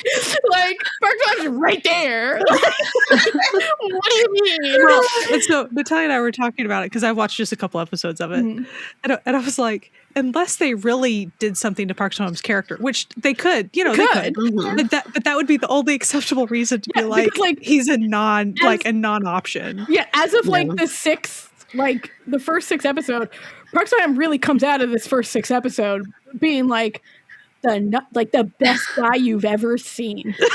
And you're just like, all right, so she's gonna get with this like won't go to therapy like dude, like come on. But anyway, it could turn it around. I don't know. And so that's more like my casual thing because when I tell you there's a cute baby in this, this baby is so cute. The baby is very cute. And to be clear, the baby is not acting. It really is just they get shots of the baby being cute.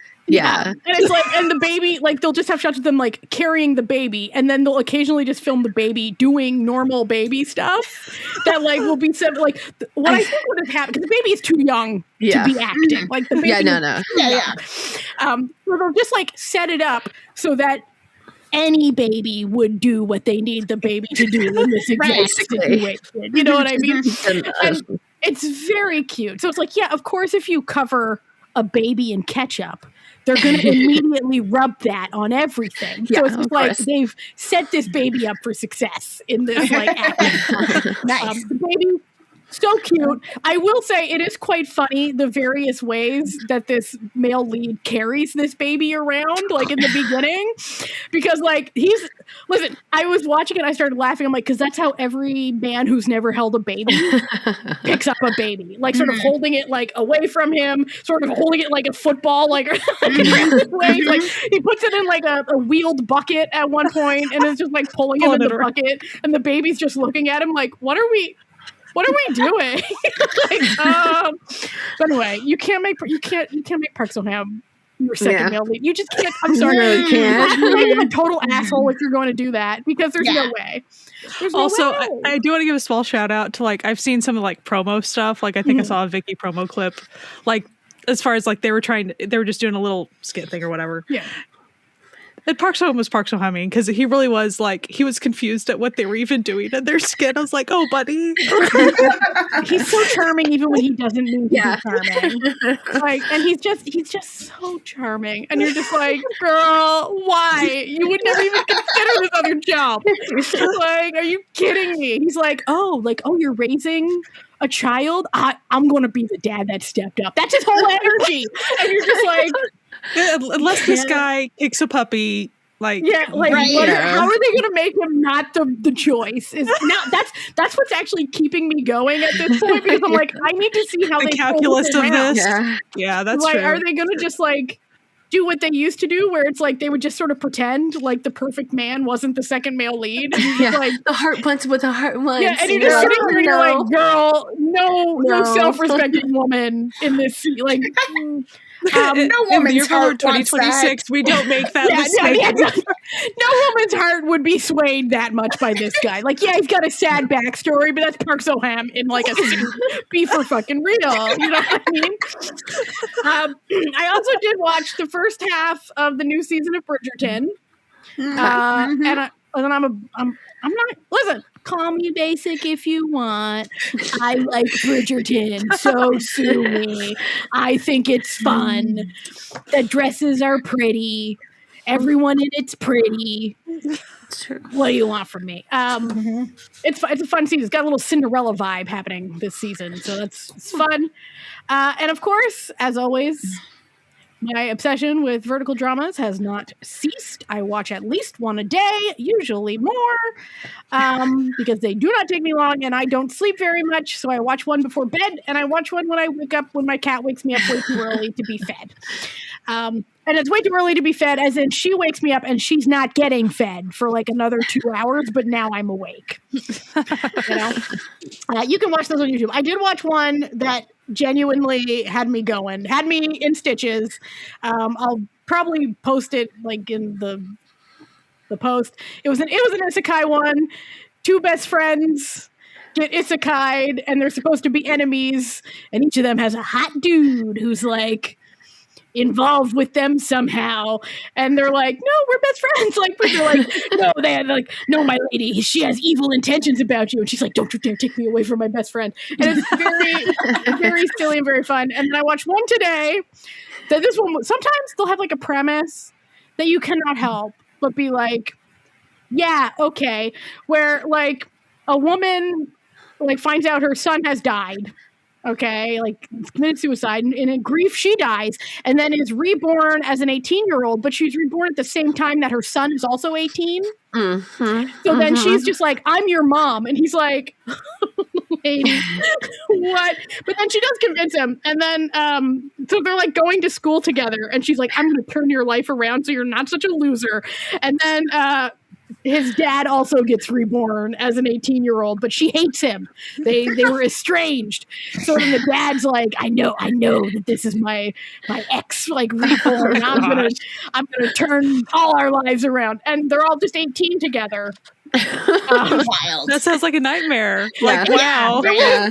It was crazy work. And for some reason, like the son was albino, but not like really albino. He just had white hair. Fake albino. Okay. But I will say they did manage to like cast an actor to play the son who did look like if these two people had a baby and then that baby grew up. You're like, yeah.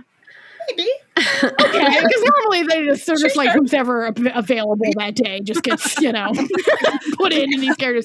But I'll link. I have like a playlist of my verticals that I like. I'll link that in the blog post for this episode. So, Amanda, what do you got, real quick? That's it. That's it for me. I'm done. That was real quick. That was real quick. Sorry. I watch way more than everyone else, so I always take too much time. My apologies. So, like Jessie, I've been watching the Olympics.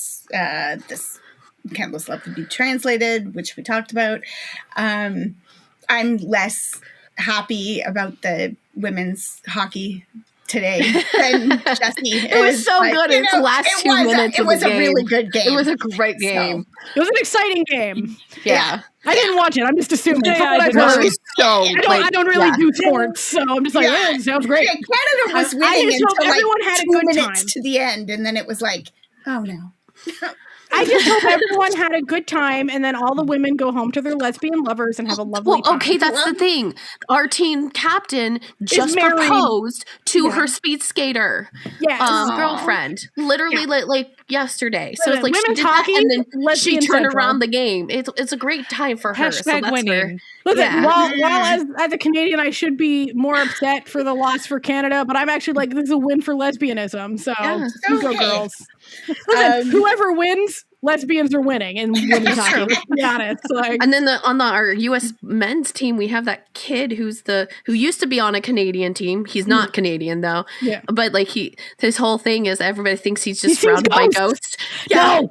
Listen, I see so many. The videos of him make me laugh because he'll just be having a conversation and all of a sudden he'll just like look into the middle distance and look haunted. So funny. Like it's like so funny. He like won the last like goal for the game for the whatever to get so that they could also be against Canada for the thing, but like they were like, oh my god, his ghost helped him. Real angel in the outfield situation. I mean, the kid just is a space cadet just all the time. He looks like he anyone who's unfamiliar with him, just I think his last name's Quinn or something. Like just to look him up. This man looks like he's having a PTSD flashback. Like 90% of the time. Also, like his he has two brothers who are also in hockey. One of them is on the team with him for the Olympics. His mom is the U.S. women's team's like not manager, but like helper person, like guy. Yeah. So it's like the big hockey team.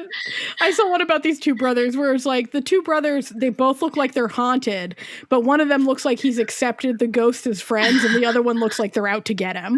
Or they're like telling him the worst stories in the entire world, and he's just like plagued by the knowledge of what these ghosts are telling him. It's so much fun. Yeah. Sorry, go on, Amanda. Sorry. We got distracted by Olympics. It's easy to do. I haven't been watching Cash Hero with my sister because, it's been football season and she's football people, so we'll probably get back into watching stuff now that, the Bad Bunny Bowl is done. And that was such a good halftime show. That was great. That was fun. I'm not sure that we're going to actually pick Cash Hero back up because while we really enjoyed it while we were watching it, it's like we stopped and now we're both kind of like, it's that happens. It's good, but it's hard to see how it can have a happy ending. She's like, it feels depressing. And I'm like, the premise is kind of depressing. So if you're not in the mood for that, fair. I have been watching another anime. It's an older one from 2008 called Michiko and Hatchin. And this is like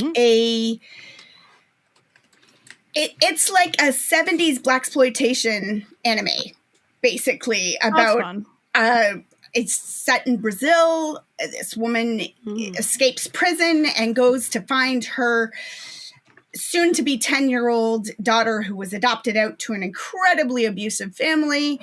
And basically, like, I think like maybe the beginning or halfway through the second episode, mom, like on her cool motorcycle, crashes through the window and, you know, grabs her kid and says, you know, like, come with me if you want to live. Like, that's the premise. And the kid is like, heck yeah, I would love to get away from this terrible family. And so she hops on the motorcycle and off they go. There is like a smoking hot black detective named Asuko with like nice pantsuits and a gorgeous blonde afro, and she's chasing them down. And there's also some like backstory. They were friends, like she and Michiko, the mom, were frenemies or something back in when they were kids. They used to beat each other up and stuff. So like this detective, every time Michiko escapes from prison, she finds her and takes her back. And it's sort of, they're going out to find dad, but dad is dead. And dad died 12 years ago. So she's like, listen, like basically they sort of insinuate through storytelling that this kid's dad is actually one of many terrible prison guards. Because, but she's like, but that doesn't matter. Don't let math fool you.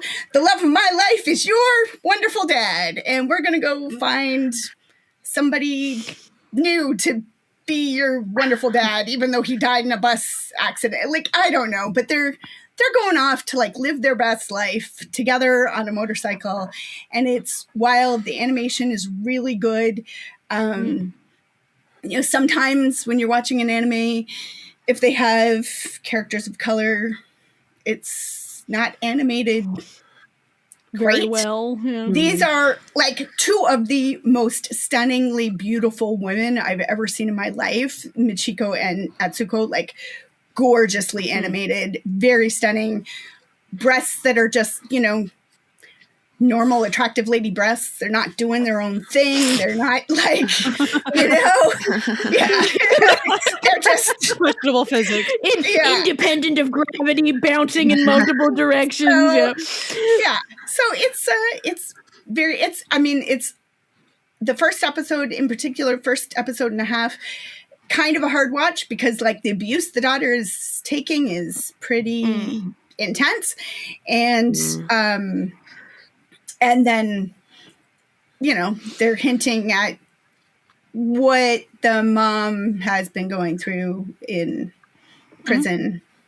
So, and they keep, you know, they turn a blind eye because she deserves to be punished because she keeps escaping. So, why do you think she keeps escaping? Just putting that out there. And vertical dramas. I wasn't watching one because I can't find it. I'm not sure this actually came out yet. But I was just sitting there going, Sung Hoon is going to be in a oh hell yeah vertical drama. He on his Instagram posted fun. There's no translations or anything, so I'm guessing from what I watched and the title that is on his thing, but basically a vertical drama where he's like kind of, I think, contract married to this woman, and everybody thinks he's the mob boss, but actually it's her, and she like murders people and stuff. Sign me up. Right? I was like, what is this? This looks amazing. I was like all ready to like, you know, call my sister like, I've got our next drama. And then I'm looking and I can't find it anywhere. I can't find any discussion of it. And then when I actually read in more in the comments, it's like with drama box or something, and it's like a new vertical drama. Oh, like, it'll be coming out. Listen, I believe in the people. Just bide your time, Amanda. It will appear on YouTube. They all appear on YouTube. As soon as it does, I will send it to you. Don't worry. Listen. I will help you. Sometimes they're just like, you're like, okay, I need this story in my life. And yeah. So hopefully, maybe this time, another month, I will be able to say I saw it. Also, for anyone who doesn't want to watch them on YouTube, iQIYI has an extensive vertical drama selection. And Vicky has some. Yeah. But there's a way lot more on iQIYI that I've already watched on YouTube. So nice. Just put that out there. How about you, Sky? What have you been watching? So I watched a handful of episodes of another anime on Netflix called Love Through the Prism. Love Through a Prism. It has to do with a art school in London, if I remember right, and there is a Japanese exchange student, and so it's kind of through her eyes as she's a painter, and she starts getting into. I was really so torn. I keep going back actually between the dub or not with this one because it's set in London and all these characters should be speaking English. Like it's a thing that I'm dealing with this one. Neither is bad because I've tried some of both. But I'm about 6 episodes in, and I watched it a few weeks back. The animation's gorgeous. Like it's really fun so far, and it is about essentially. As it was a cultural exchange thing, but she is a very successful painter, but like her mom, not super duper supportive. And it was very much like, I will give you, I think she only has 6 months. If you top the class, I'll let you stay is the mom's deal with her. And like, she doesn't tell that to anybody, but so like extra pressure as she tries to become successful with art and stuff. So, and of course, girl bully stuff happening, typical stuff. Classics. But it's lovely so far. I mean, I think it's all out, just to be clear. It's just I didn't get to finish it. I also watched, American movie, Lost City. Have you guys heard of this one? Okay. Sandra Bullock, Channing Tatum. Amazon. She's a romance author. Romance novelist, but her background is actually in archaeology, like for real. And her husband passed away 5 years ago, and he was an archaeologist, like that. And so her romance books are set in that scenario. But she actually puts like real stuff, like real language, like dead languages and things into it, which ends up foisting her to get kidnapped and have to go be forcibly translator for trying to find a lost city thing. Channing Tatum plays the cover model for her books for this past decade. That's a fun setup. That's a fun setup. Is he a himbo? He's a himbo. No. And the thing is, she is a self-described sapiosexual because her husband was like smart, and that's her thing. And so of course she has always like not seen this guy, right? When Essentially, the Lord giveth a himbo, Well, so the Lord giveth a himbo that will save her life, even if he has no skills. Like he's going to try his hardest. That's the best part about himbo. And so it is so like my husband and I watched it. We laughed so hard. Like we had such a good time. And there's more heart to it than you would think. Because, like, I wasn't expecting much. That character, Channing Tatum's character, had a lot of heart to him. And that really helped sell the story a lot. And also, her manager, book tour manager, the book tour is failing because, anyway, it's a whole thing. But that manager, she's going to find her. She's going to help her, too. Like, she's going to get that done. And so that's really funny. And then you definitely have Daniel Radcliffe. Like, he's doing the most as his character. He always does. Daniel Radcliffe always does the most. Yeah. Like, he does more than you'd ever imagine anyone would need to do for every I role. really appreciated, like, his intensity for his character. It starts off just average rich guy intensity, and then it ratchets up to 11 by the end. I'm like, you go, man. Like, he ripped up that character arc. So that was really cool. Highly recommend if you want Funny Lost City movie. I also watched, so back a month or two ago, I did watch an anime, CV, SI-VIS, however you want to say that. The Sound of Heroes. It is about like it's Japanese idols, like idol superheroes, but the general populace does not know that they are superheroes. It's a whole thing. They just see them as idols. And the leader of the group, it sure looks like he got hurt and isn't coming back type problem. And it's like, and it has to do with, as far as what are they fighting? They're fighting like monsters that just come out of another dimension suddenly. And when they're putting on performances, that's how they fight them. So the audience is like K-pop Demon Hunters type situation. Yeah, it very much is. So like, it's very much, the audience is like, yay performance. And it's like, you guys, and it does have to do with, essentially, they're trying to get the energy from the performance from their audience in order to be able to have enough hype to kill. So it's very, very like, so lovely. I'm only halfway through, but great. I think it might still be airing too, but that was like a month or two ago. So do not quote me. I checked out a couple of things. I won't get into it because we've been going way too long now. Okay, tell us, girl. Isekai Office Worker. I feel like I might have mentioned that before, but like, it's an anime airing right now. It's based on a very popular manga. I love the manga. Manga's so It good. is an isekai moment. He accidentally gets sucked at, like, they were trying to grab essentially magical savior girl, and they accidentally grabbed this office worker guy. And so they both go through. So, right. Luckily, they still got magical like a 2-for-1 savior girl. Yeah. But then they're like, why are you here? And he's like, I do not know. You're the one who swooped me in. Yeah. And they're like, we'll pay for you to live here, you know, your food, lodging, and everything. He's like, and then they go, what would you like to do? And I really want to work in like accounting still. They're like, are you sure, buddy? And he's like, yeah, that's really all I want to do in life because I'm like an office drone type. Accounting. And everyone's like, okay, but like he loves accounting. He's gonna put those books in order. Oh yeah, he doesn't mess around. It's the last thing he does. As far as it is a magical world, and so he starts getting like magical signal. It's a whole thing. How do you fix that? Oh no! How do you fix it, Sky? Oh, we can't even say it on stream. So like, it's a thing. Let's just say there's a handsome younger fella involved in fixing it. If you get my drift, it is a BL. Let's just highlight that aspect. Okay, yeah. So that's that. That is actually not the point, but that is the point of the romance. Just starting off. I feel like anyone listening to this who knows us, who heard me go, "Ooh, I love the manga," already knew it was gay. As soon as I said, "Ooh, I love the manga." I've checked out a handful of other stuff, but like we're good. I do want to just mention one other thing that I've been up to is did my first playthrough of the visual novel Jack Jean.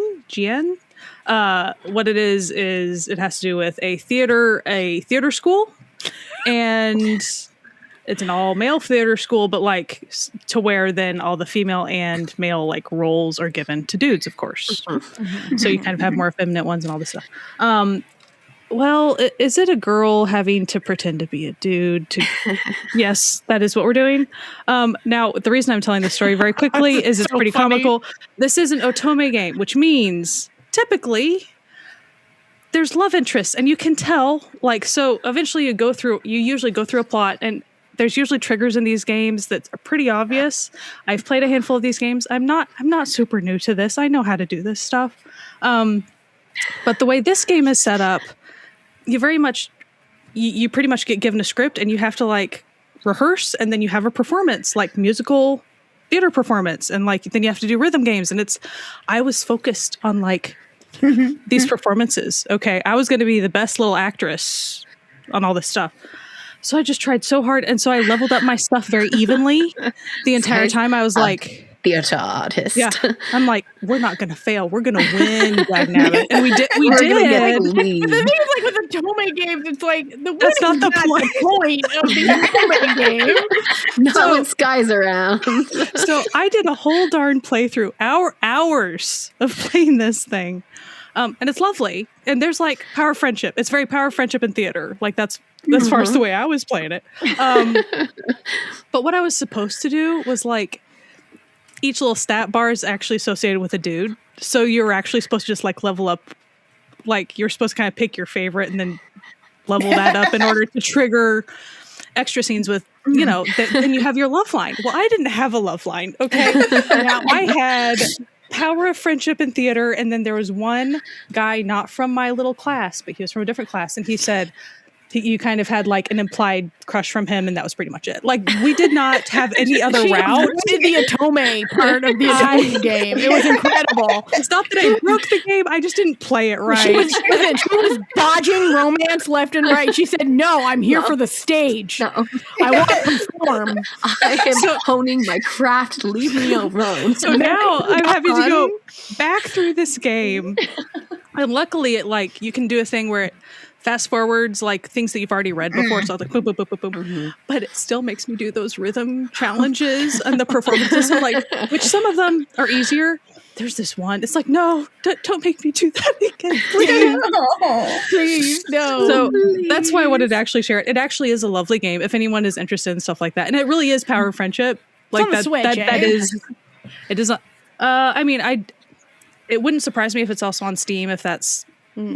Probably Windows though, if I had to guess on that end. Like I do not know. I haven't looked. You know what? It definitely is Steam. Like that's. I mean, I played on my Switch, but that's really good. And the whole reason I played it is I have a buddy who Otome Kitten. She has a blog that she shares reviews of these things, and she loved that game. Like she wants everyone to play it. So like that's why it was heavily recommended.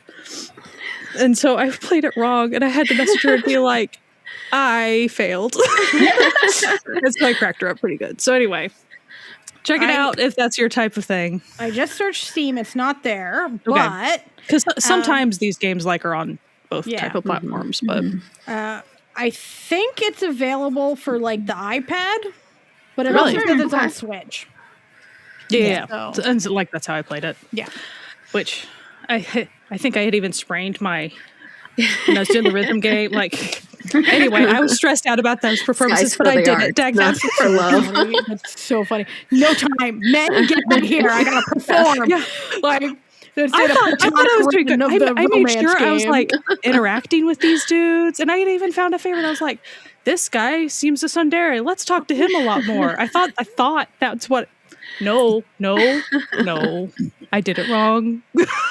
No, you did it differently than expected. So, not necessarily wrong. If you happen to be on the airway spectrum, maybe you can play it that way. Yeah. Whenever you're doing your stats, or if you just want to ignore the dudes, it's fine. You can just do the power of friendship. It's great. I thought it was still a great game, is my point. Like, I still had a lot of fun.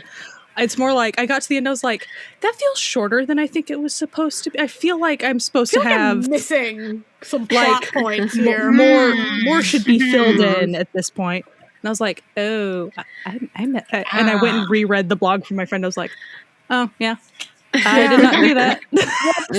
Whoops, forgot to do the romance bit. My bad. I wanted my voice and acting and everything to be exactly the same level. Like, it was a thing. You wanted to be a triple threat. One. Yes.